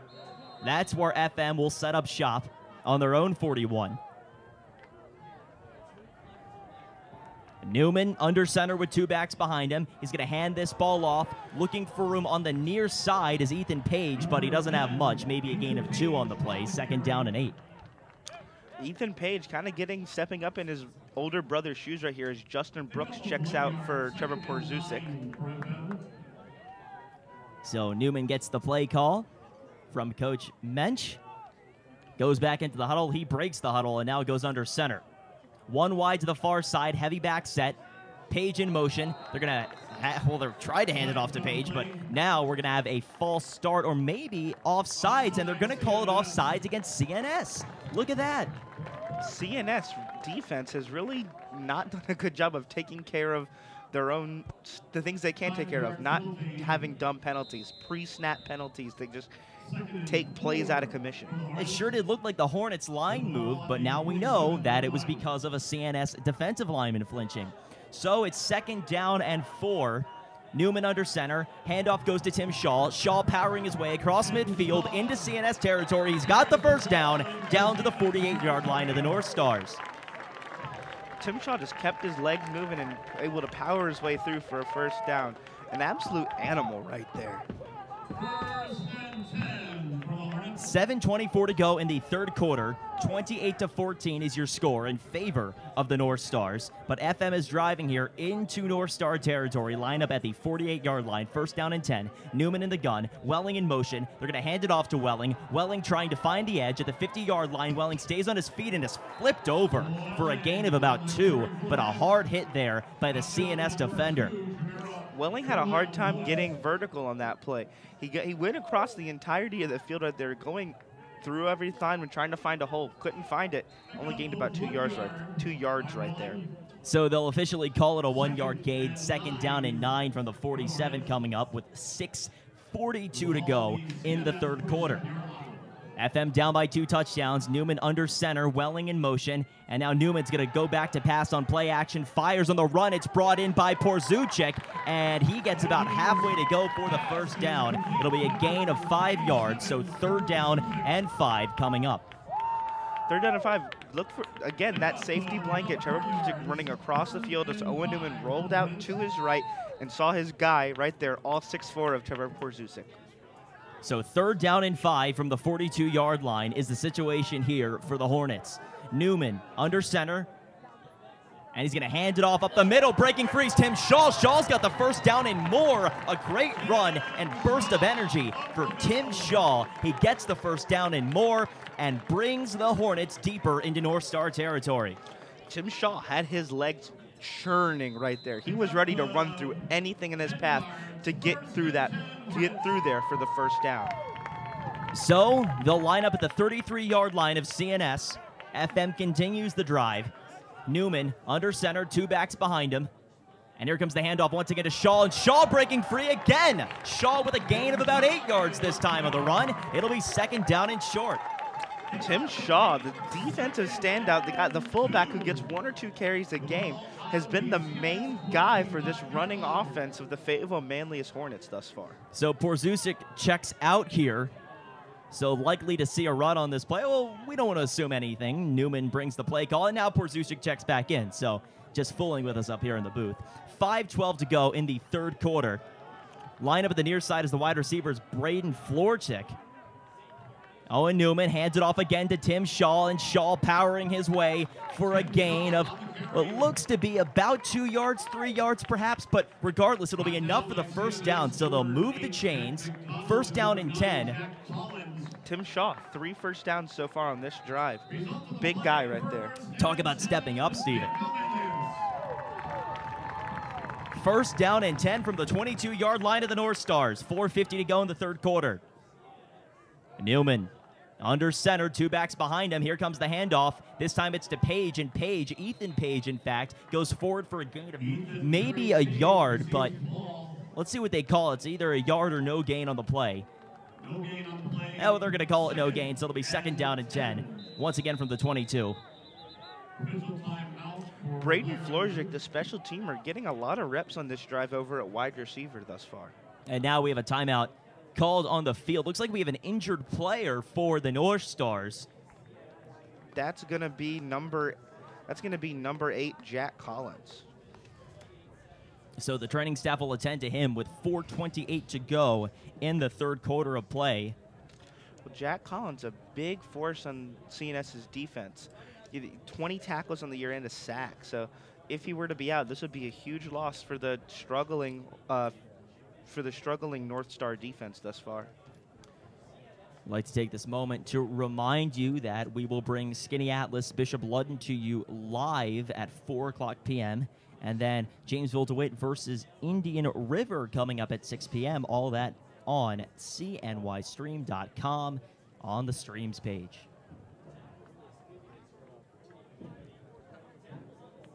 And so it's being helped up here, and it looks like that's actually number 9 for Cicero-North Syracuse. Oh, no, you're right, Jack Collins.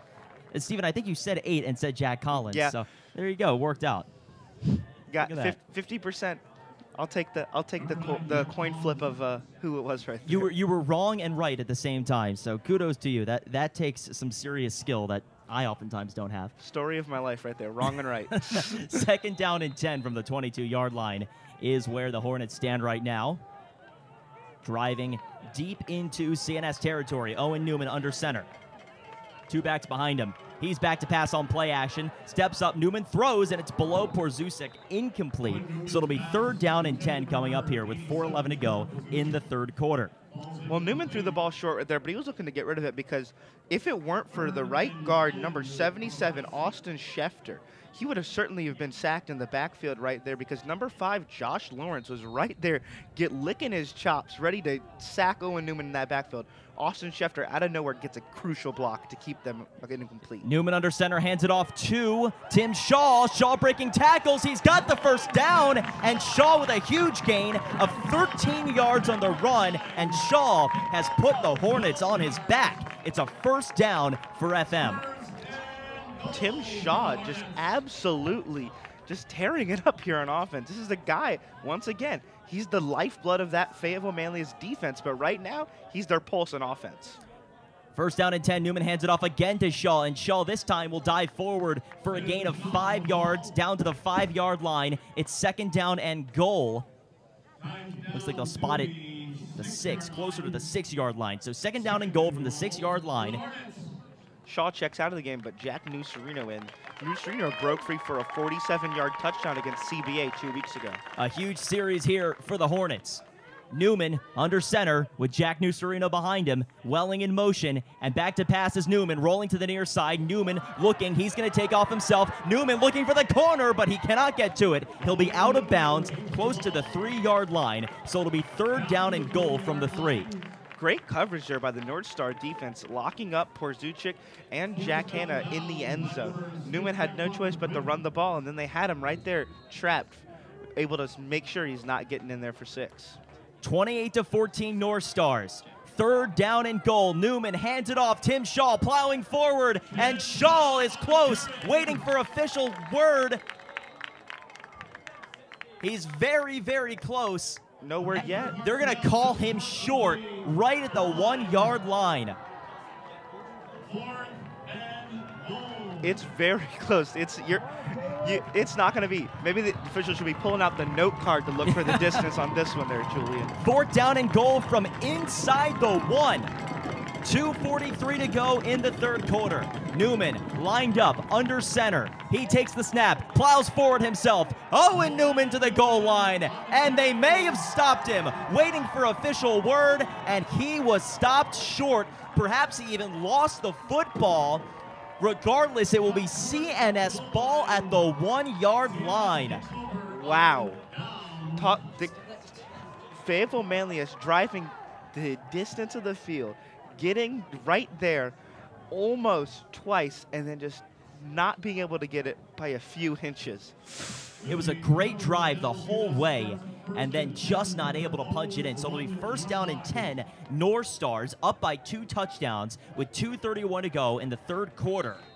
But they're backed up to the 1. And you've seen this Fayetteville-Manlius defense get into the backfield. Let's see if they can do it right here for a safety. Hayes is lined up in the gun. 2 backs to his right, 1 slightly in front, 1 slightly behind. 2 wide to the far side, Broadwater in the slot. Here's the handoff up the middle, and he's got plenty of room, McGriff does. So he'll gain about, well, let's call it about 4 yards, 3 or 4 yards on the play, and it'll be second down and 6 coming up. Flag on the play here, Julian. Yes, we do have a flag, so let's see what they call it. Flag on the play. If it's holding in the end zone, that's a safety. It's a face mask charge against FM, so maybe I'm getting a little bit ahead of myself. Freudian slip right there. That's right. So that'll give CNS a little bit more breathing room. As Turian Jones Jr. checks out of the game right here.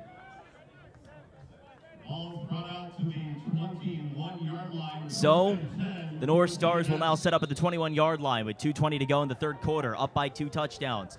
First down and 10. Hayes in the gun, 2 wide to the near side, 2 wide to the far side. Hayes takes the snap, back to pass. He fires deep downfield. He's got Broadwater. That ball's tipped and incomplete. A great play by number 13, Jordan Lewis, to break up the pass, and we've seen him do that before. He did it before on Shywell Broadwater. Jordan Lewis, for the most part, with the exception of that 1 touchdown, has had his number, and I don't think Lewis is matched up with Broadwater on that touchdown. Lewis, the nickel-type slot cornerback right there, really able to break things up and done a great job thus far. 2:04 to go in the third quarter. Second down and 10 from the 21-yard line, their own 21-yard line.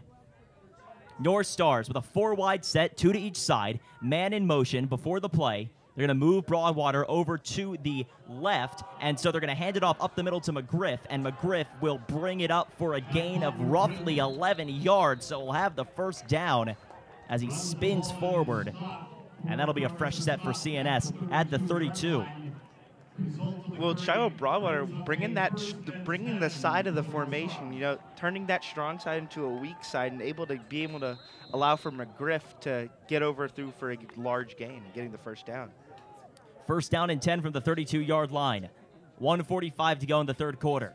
Hayes in the gun, again with 2 wide to each side. McGriff to his left. Hayes takes the high snap, fires immediately downfield for Broadwater. He brings it in across midfield into FM territory, down to the 46-yard line of the Hornets. You know, we saw number 12, Nathan McRae, and number 13, Jordan Lewis, the 2 guys covering those far receivers on the far side of the field. Got mixed up there. McRae going to cover the guy to the outside. Lewis comes in on the inside. And that allows Broadwater to have a clear-cut first down. So, like you said, another first down here inside of FM territory from the 47-yard line to the Hornets. Hayes in the gun, 2 wide to each side with McGriff right behind him. McGriff gets the ball in the handoff, and McGriff will power forward for a gain of about 3 yards on the play. It'll be second down and 7 coming up here for CNS. Zach Conley, all 6'4" of him right there on the stop, being able to get there as a defensive end. He's also the backup quarterback, Julian. Under a minute to go here in the third quarter of play.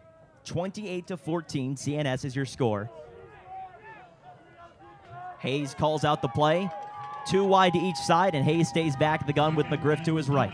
2nd down and 7 from the 44-yard line of the Hornets. In motion is Willis, moves to the right side, and now back to pass. It's number 4, Hayes. He's going to roll, still looking for an option. Now he takes off, tries to find the edge, but he's taken down at the line of scrimmage. A great play to track down the elusive Connor Hayes. It'll be 3rd down and 7 after the tackle by Tim Shaw. Tim Shaw stepping up on the defensive side of the ball. Tim Shaw stepping up on the offensive side of the ball.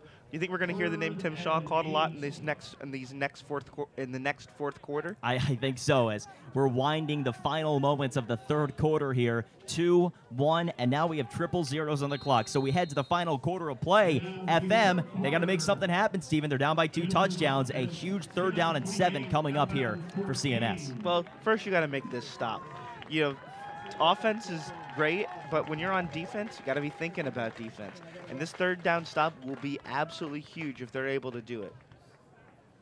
And so we'll see what the FM defense can do. And we have to consider, Steven, if they don't get the 1st down here on the 3rd down and 7, if it goes to, say, 4th down 5, 4th down and 4, do you think that the North Stars push the envelope? Up by 2 touchdowns, it would not surprise me at all. Because you're up by 2 touchdowns. FM is so to make a pretty serious drive to score a touchdown here. And if you get a 1st down, that can really kill tempo here because you can run the football if you're CNS, take a bunch of time off the clock. Although both teams still have all of their timeouts left. So, would like to give a big shout out to our producer, Tate Sigworth, who is managing the broadcast for us over to my left, doing a great job of that. And then a big shout out to our I guess I could call them Fayetteville-Manlius student interns working for us here today doing our stats. Zach Mash and Peter, is it Peden? Yeah. Peden, there we go. I got it right on the first time. Not too often that I get a pronunciation right on the first attempt, but Steven, I'm 1 for 1 today. 1 for 1? Let's stop right there and take you home at 100%. I'll take that 100 lifetime batting average. 100 lifetime batting average? There we go. I spaced it out because I like the suspense. All right, here we go. 3rd down and 7. Fresh 12 minutes on the clock for the 4th quarter. Hayes lined up at the gun, 2 wide to the far side. Broadwater in the slot. Showing blitz are the Hornets. Driving up the middle is McGriff. He's got a huge hole. McGriff breaking free. McGriff across the 20 to the 10, and he's in for the touchdown, but it looks like we may have had a block in the back or a hold. A flag is out. That's going to be a hold on the receiver right there. Got absolutely manhandled. Jordan Lewis getting manhandled down the sideline. Without a doubt, that's holding. You could see it from a mile away.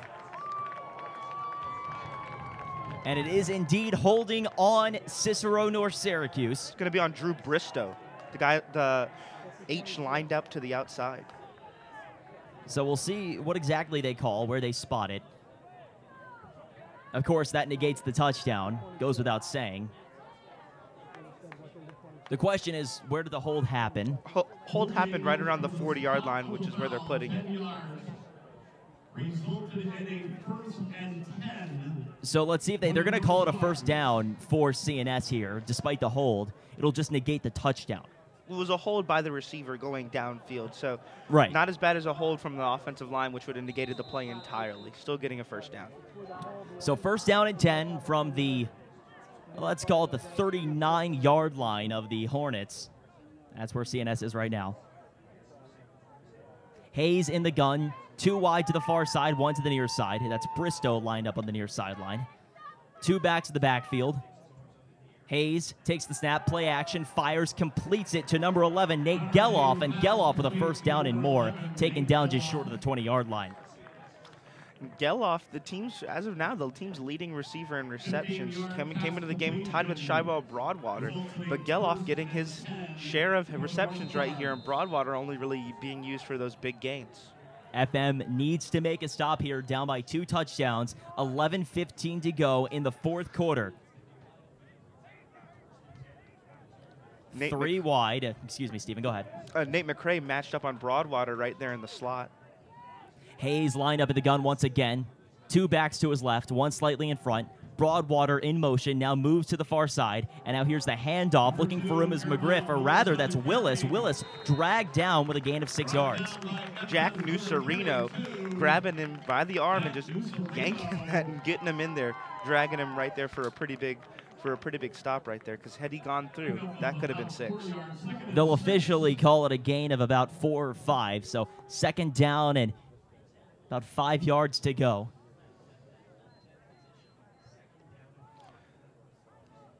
Tarian Jones Jr. right there, relishing that fullback role as he's been getting out there to block most of today. Hayes in the gun, 2 wide to the far side again. Hayes takes the snap, hands it off up the middle to Willis. Willis looking for room. There's a flag down. He finds the edge, gets the 1st down. Willis to the end zone. He's in, or rather out of bounds at the 2-yard line or the 1-yard line, but we have a flag down, so this play may get negated. Good face. It's a face mask. Or holding. Holding against CNS. And so they'll get backed up again by holding. Man, that's their bugaboo right now, isn't it? Well, CNS is just playing very undisciplined football right now. 10:07 to go in the 4th quarter. The score is 28-14 in favor of CNS. They're driving right now deep in Hornet territory. Hornets have to make a stop here to keep their hopes alive. So this will back everything up. They'll retain the down. 2nd down and 14. Bristow outride. Look for Connor Hayes to pass the ball right here on 2nd down. So Hayes, as he's been most of this drive, in the gun, trips left, 1 to the right. That's Bristow, lined up as the receiver on the near side. Takes the snap, hands it off up the middle, but we have a whistle before the play. False start charged against the North Stars. Let's see if CNS can manage not to shoot themselves in the foot on this play.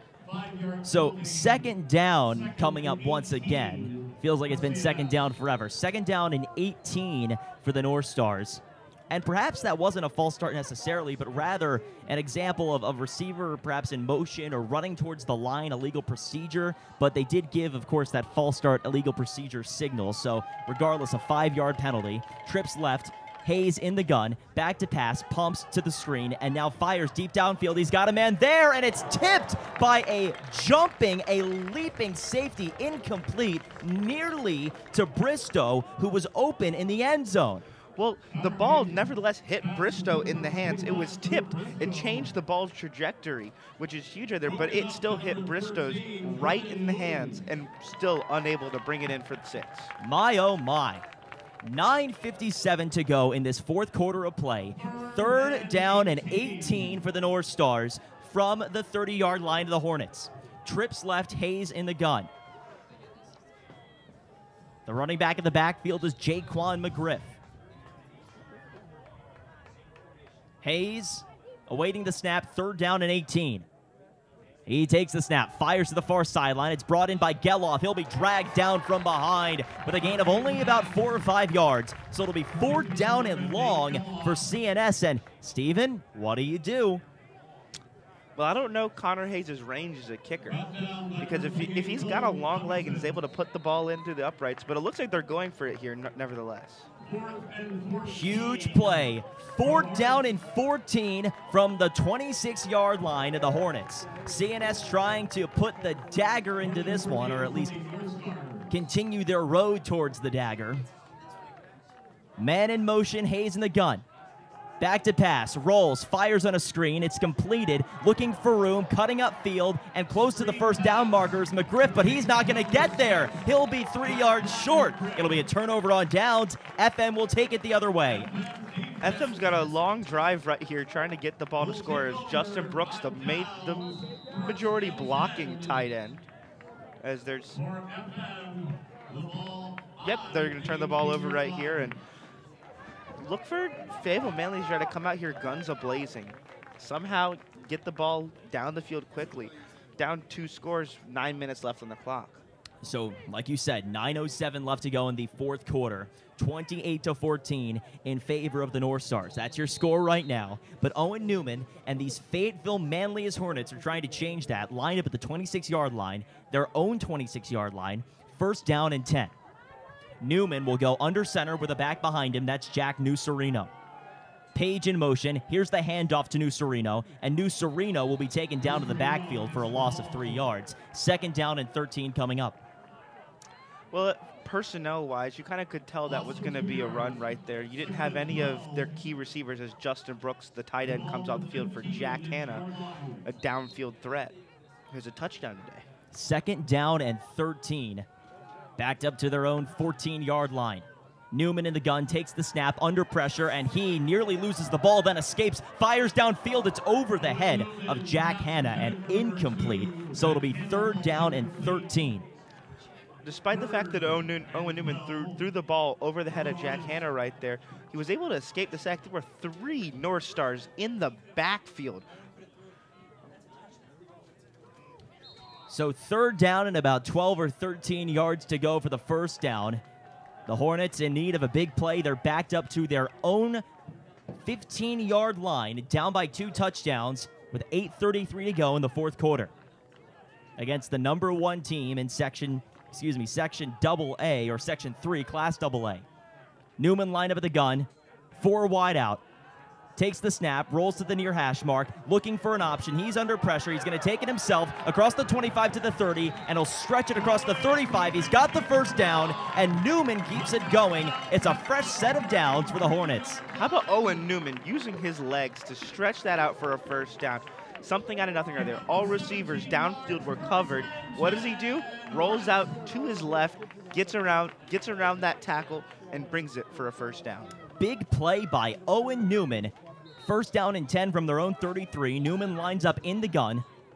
Takes the snap, hands it off the end around. Evan Welling looking for room. Welling cutting it upfield. Welling stays on his feet to the 50-yard line. 1st down and more. They'll spot it right about midfield, maybe 49-yard line to the Hornets. Now we have a stoppage. Some laundry on the field, Julian. And let's see if that's holding. It is holding against the Hornets. So negate that play by Evan Welling, and it'll be a penalty, but the Hornets do retain the down. So it'll remain 1st down. It'll be 1st down and 20.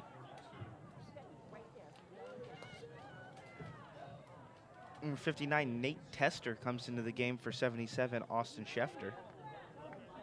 So once again, holding on the offense. So, they're going to call it 10 yards from the spot of the foul. So it may remain 1st and 10. Okay, here we are. So the spot of the foul was not at the O-line. Instead, it was somewhere else. So it'll be 1st down and 10 again for the Hornets.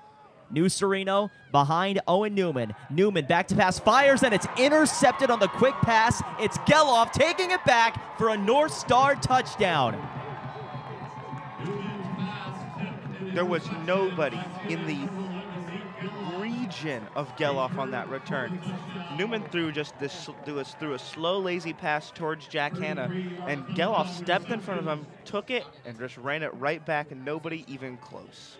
Nate Geloff got himself a receiving touchdown earlier, now a defensive touchdown, and all of a sudden it's 34-14 in favor of the CNS North Stars.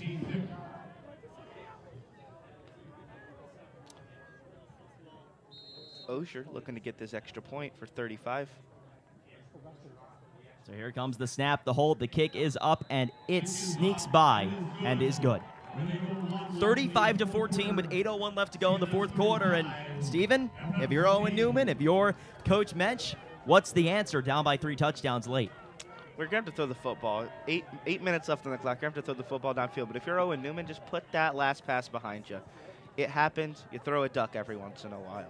Sometimes they're going to go back to the house. And while it's something to consider as you're going through your progressions, making sure there aren't guys that are going to be able to step up and take it, looking where the weaknesses are on the field at that time, just throw the ball, keep doing what worked in the first half, and throwing the ball and using fullback like Tim Shaw, someone who's going to power this offense, and just get your momentum back. We'd once again like to thank you for tuning into this broadcast on CNY Stream. I am Julian Barron alongside Stephen Kemp, our wonderful production team, represented by Tate Sigworth to my left.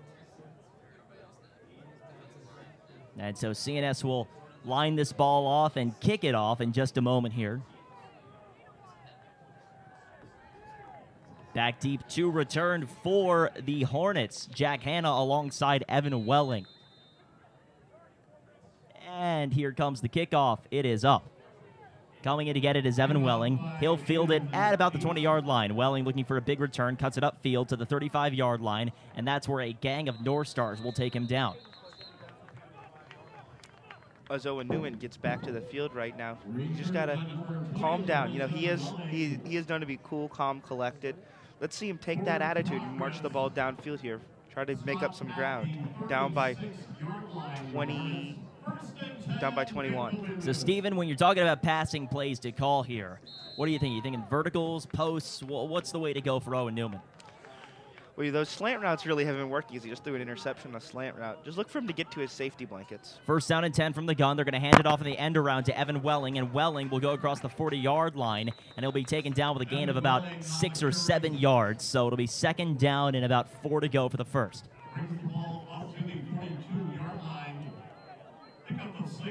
Justin Brooks, the blocking tight end, runs off the field real quick. Second down and 4 from their own 42-yard line. Newman lined up at the gun, and now we have a stoppage. Timeout called by CNS.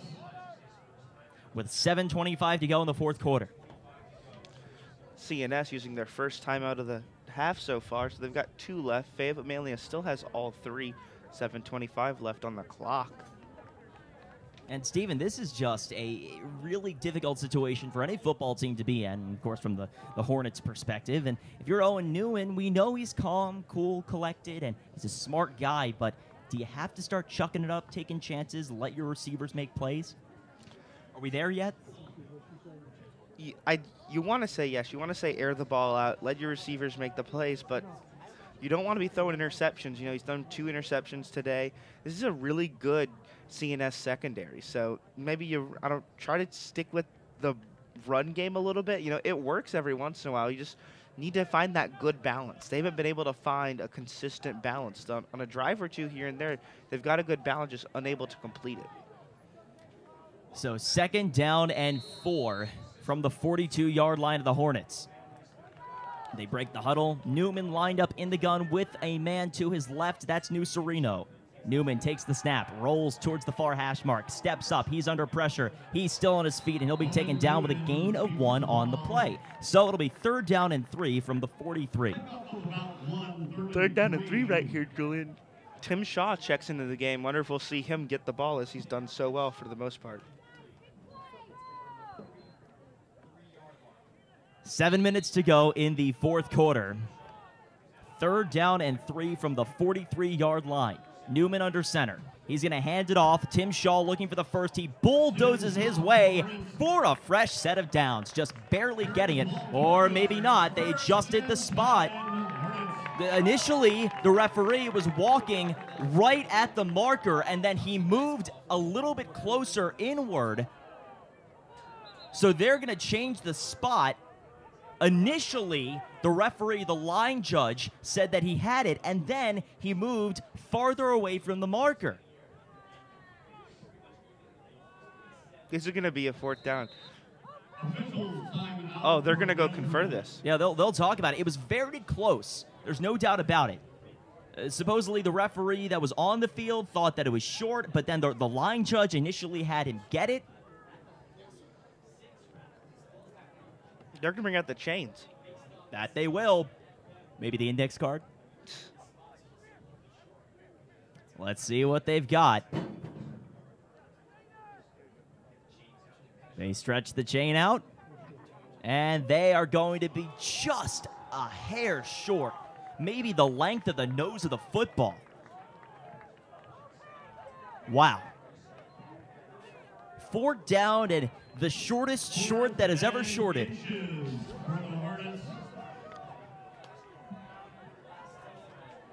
6:35 to go in the fourth quarter. Fourth down and 1, a must-get for Fayetteville-Manlius. And if you're Owen Newman, Steven, you may be diving over your center. You might be diving over your center, but don't be surprised to see if Tim Shaw gets the ball. Of course, a QB sneak would probably be what's right, but Tim Shaw is going to nevertheless be a huge factor in this play. Look for him to get behind Owen Newman if he does keep the ball and push him forward. Tim Shaw's a very strong guy. So the clock continues to wind. 6:30 to go in the fourth quarter. Fourth down and 1. 3 backs behind Owen Newman. They hand it off to Tim Shaw. You're right, Steven, and he got it. A gain of 2 yards and a first down for the Hornets. Tim Shaw just doing it all.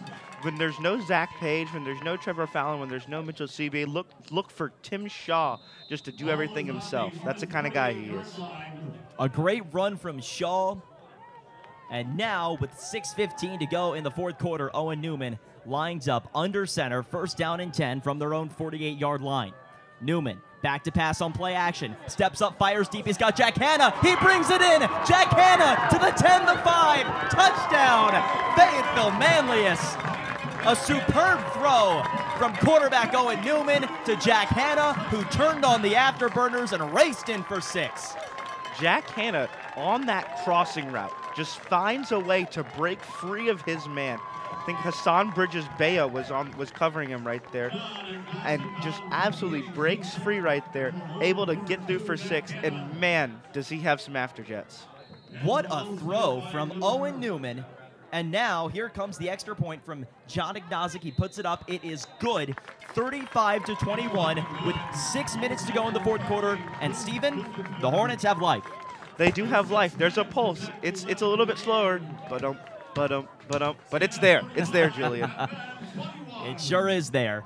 And of course, Coach Mensch knows that, so he's going to be very careful about what he calls on defense this upcoming drive. And we know that the defensive coordinator is the play caller for FM, if I'm not mistaken. Yes, Dan Sullivan. That's right, but still, I'd say that Coach Mensch is going to have a little bit of a say on what happens in this series, don't you think? Yeah, you know, especially with the special teams, you know, there's a big decision to be made here. You know, you're not really stopping the CNS offense very well thus far. You know, for the most part, would you maybe even suggest going for an onside kick? Well, it certainly wouldn't be out of the question with 6 even minutes left to go until the final buzzer in this one. Now we'll see what they decide to do. Brandon Heyman leads the charge out there. Massimo Giaccona still the kicker. You also have to consider the fact that the CNS North Stars, they usually don't kick field goals, so you're working with a larger section of field here, even if you do onside kick it. So let's see what they decide to do. CNS is ready for the onside kick should it happen. Only one deep back, that's number 2, Jeremiah Willis for CNS. Giaccona lines it up at the 40-yard line. And he's ready to go. With 6 minutes to go, here comes the kick. It's going to be an onside. Going for it across the 50. It bounces in the air, goes to the near sideline, and it's out of bounds. So it should be CNS ball.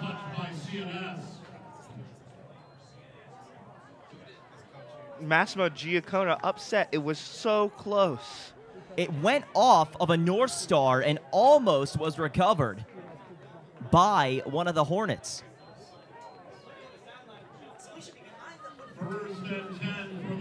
So it'll be first down and 10 inside of Hornet territory for the North Stars at the 46-yard line. Hayes lined up at the gun.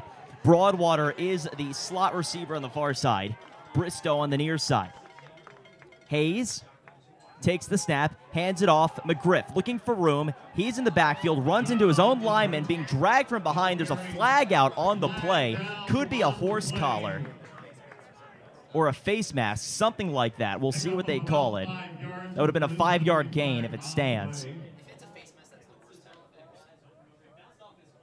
Not sure exactly what the call is going to be, but it's a face mask charge against the Hornets, and that's what we're hearing right now. And number 50 for Fayetteville-Manlius, Noah Ewert, just goes, what's going on here? That didn't happen.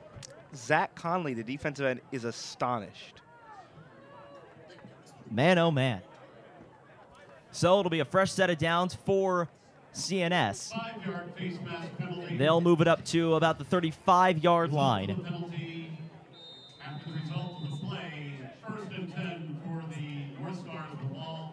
So first down and 10. 3 wide set, 2 to the far side. Broadwater still the slot receiver. McGriff in the backfield. Hayes in the gun. 5:30 to go in the fourth quarter. Hayes takes the snap, play action, taking it himself. He'll be wrapped up and taken down to the backfield by Benjamin Delmarsh. Ben Delmarsh, the undersized nose tackle. This guy is not your typical defensive lineman. I mean, he only stands in, I mean, we're talking here 6 foot and 160 pounds, but he used all 160 right there to bring down the All-State Connor Hayes quarterback. So it'll be 2nd down and 18 for the North Stars. Hayes lined up at the gun again with 2 wide to the far side and Broadwater in the slot. 4:48 to go until the final buzzer. Hayes takes the snap, back to pass immediately under pressure, and he will be driven down in the backfield again, this time by Zachary Conley. Zach Conley, 6'4". This guy is an animal. Let me tell you, Julian. I mean, I said it before. His father, Dan, an SU varsity football captain. And Zach, he's got a little special something, too. The junior defensive end is a big guy. And now we have a timeout called by Fayetteville-Manlius. And Steven, with 4:37 to go in the fourth quarter, this defensive line for the Hornets came to play. Oh, they're here. I bet defensive coordinator Dan Sullivan wishes they came to play a little bit earlier. But they're here, and they're stopping something, and only down by 2 scores here. The Hornets have some life. That they do. And it'll be crucial here on this 3rd down and 31 to make sure that CNS doesn't get a big play. And, of course, it'll be 4th down territory, which works to your benefit if you get the turnover on downs because you have great field position. But if, of course, they give up this 4th down, or rather right now it'll be 3rd down, but if it goes to 4th down, that's just one more play that the North Stars will have to try and get the fresh set. So when it comes to Fayetteville-Manlius, the name of the game is make sure nothing is completed deep downfield. They've got Nate McRae and Jack Hanna, really deep safeties on this one. Hayes in the gun. 2 wide to the far side again. Bristow lined up at the near side. McGriff motions out. Hayes back to pass, steps up and takes it himself. A big hole up the middle. Hayes powering forward. He's very close to the original line of scrimmage. And so he'll be down to the 40-yard line of the Hornets. It'll be 4th down and 15 for CNS. As Connor Hayes runs to the sideline, We're taking another timeout here. Timeout by Fayetteville-Manlius. Because this game will essentially be determined about what happens here on this play. Of course, you stop CNS, so you don't get the win automatically, but you at least stay alive if you stop the North Stars on 4th down and 15. Yeah, I mean, if the North Stars for some reason decide to punt here, they could be able to put Fayetteville-Manlius back very deep and forcing them to make 2 touchdown drives with only 4:30 left. And so we wait for the timeout to finish up here. Both of the teams convening on their respective sidelines. And now the FM defense coming out trying to stop CNS on a 4th down and 15 with 4:30 to go until the end of the fourth quarter. I'd like to remind you, of course, that CNY Stream will bring Skinny Atlas Bishop Ludden to you live 4 p.m. today, cnystream.com. Once again, that's cnystream.com, and then Jamesville DeWitt versus Indian River at 6 p.m. Same place, cnystream.com. So it looks like they're going to punt the football. CNS is going to line up to punt this one instead of trying to go for it. High snap, the kick is off, nearly ran into Hayes, who was punting it on the play. This one's going to take a bounce at the 10-yard line. It'll be down by Geloff there. And so that's where the Hornets will line up and start their drive. And that's a smart play call from CNS. Really smart there. Now the Hornets have to go 91 yards to put it within a 1-score game. The Hornets are needing to move the ball very quickly here. They've got 4 minutes, 21 seconds left. And we hadn't seen them punt really much at all today, but right there they did, and they got a good one. Backed up the Hornets to the 10-yard line. Connor Hayes' punt almost blocked there. Hornets almost had a really big one right there. But nevertheless, 91 yards to the house right here. Newman in the gun, 1st down and 10. Newman rolls to the near side, under pressure, fires downfield, and it's nearly intercepted. Nearly intercepted. And when I say nearly intercepted, I mean it. And I said it 3 times because I meant it big time. It could have been picked off just like that, but dropped by the CNS defender. My goodness. Trevor Porzusic almost grabbed it in with one hand, but it tips off, fell right into the lap of a CNS defender. But that's why they don't put those guys on defense who don't have the hands on the offensive side of the ball, Julian. That's about as close to an interception as you're ever going to get. So, thankfully for the Hornets, they do not have to deal with the turnover. 2nd down and 10, Newman under center. He's going to be back to pass on play action under pressure. He steps up, firing deep downfield. He's got Jack Hanna. Hanna brings it in across the 50.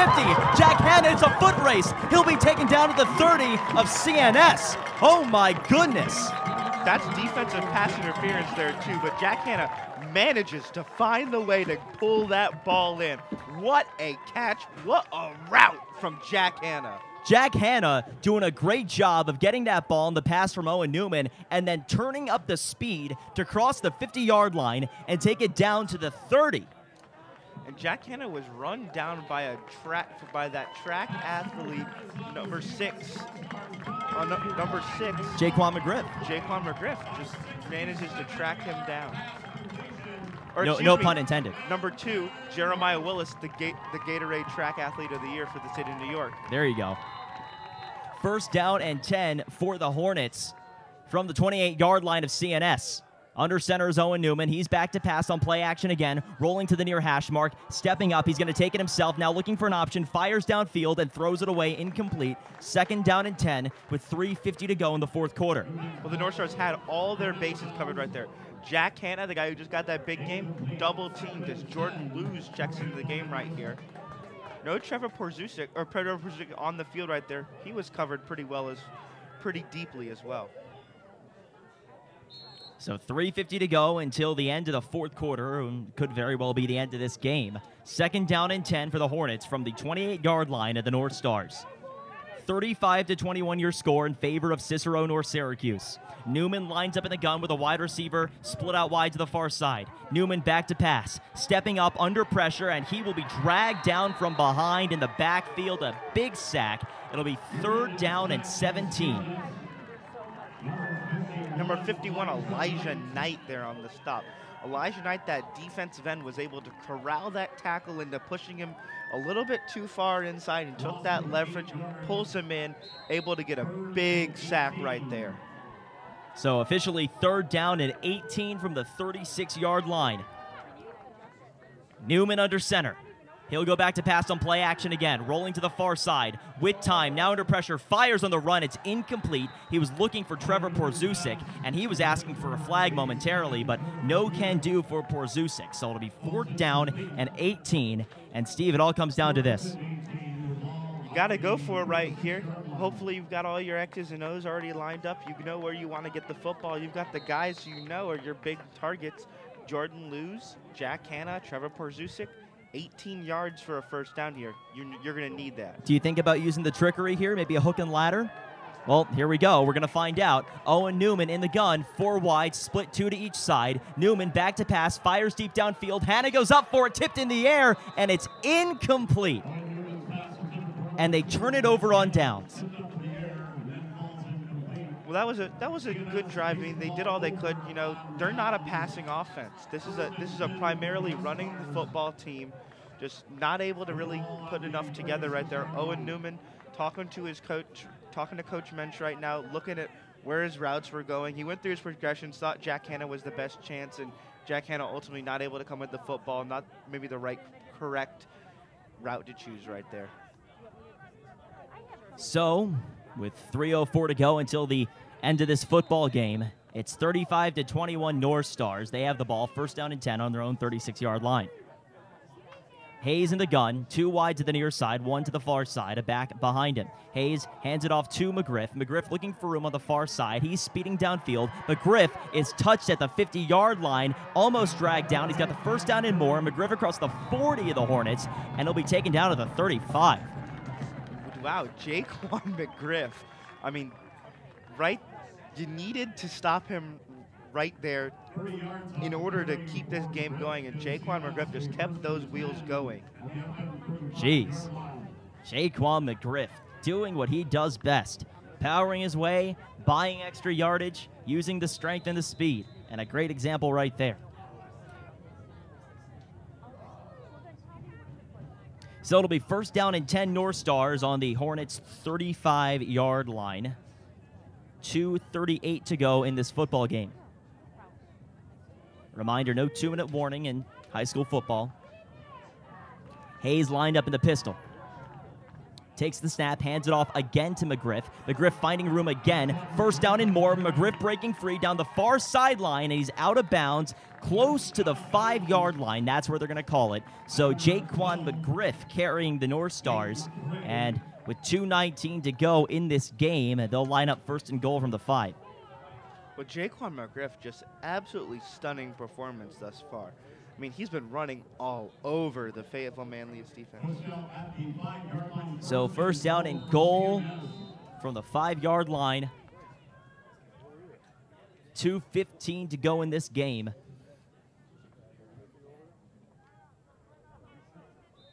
And now we have a stoppage.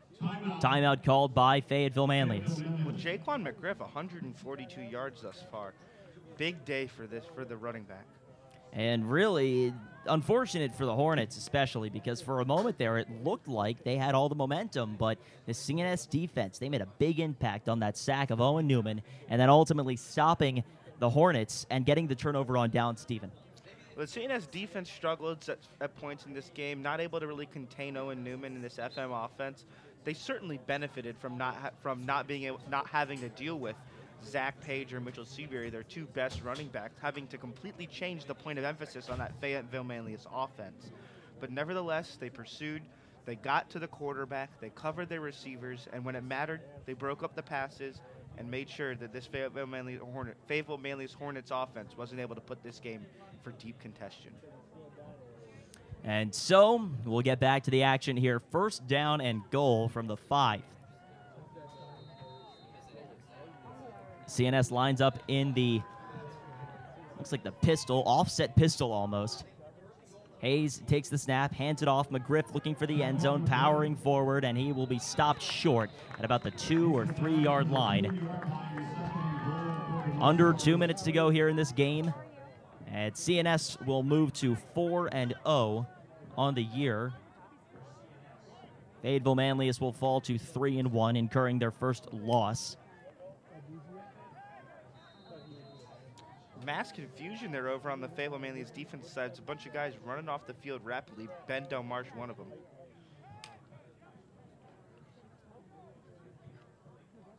So CNS lined up with Hayes under center.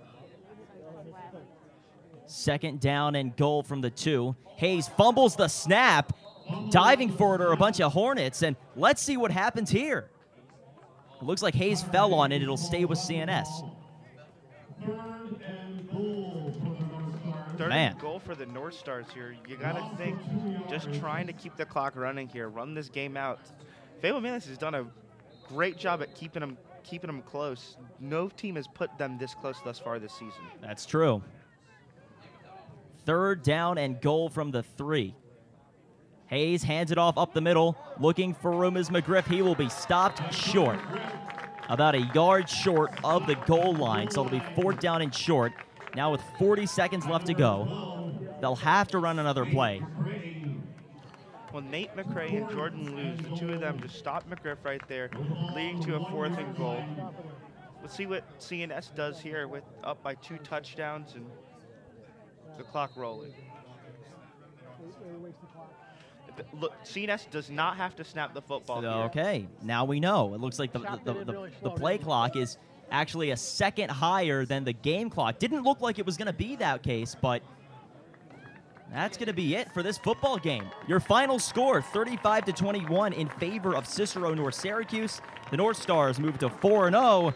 The Fayetteville-Manlius Hornets drop to 3-1 on the season. And Stephen, really a stupendous performance from both teams, but in the end, CNS flexed their muscles. CNS flexed their muscles, and boy, do they have a lot of them. It looked like if that CNS were a bodybuilder, you're talking like Arnold Schwarzenegger level of one.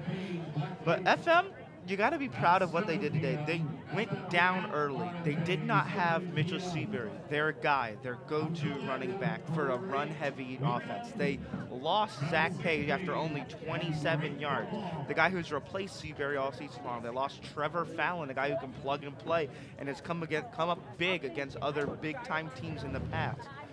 And still being able to put up points against CNS and being able to really challenge them and keep them close until the very end.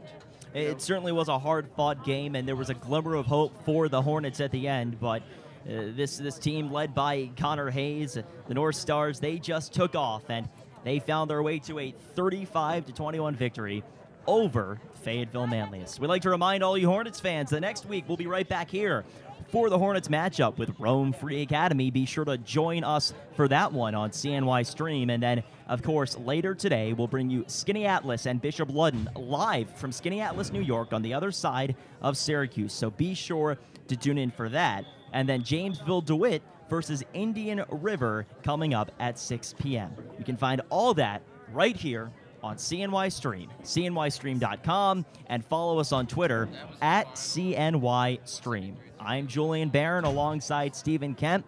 For our producer, Tate Sigworth, we'd like to thank you so much for tuning in today. Final score, 35-21 in favor of Cicero-North Syracuse. We'll see you next time right here on CNY Stream.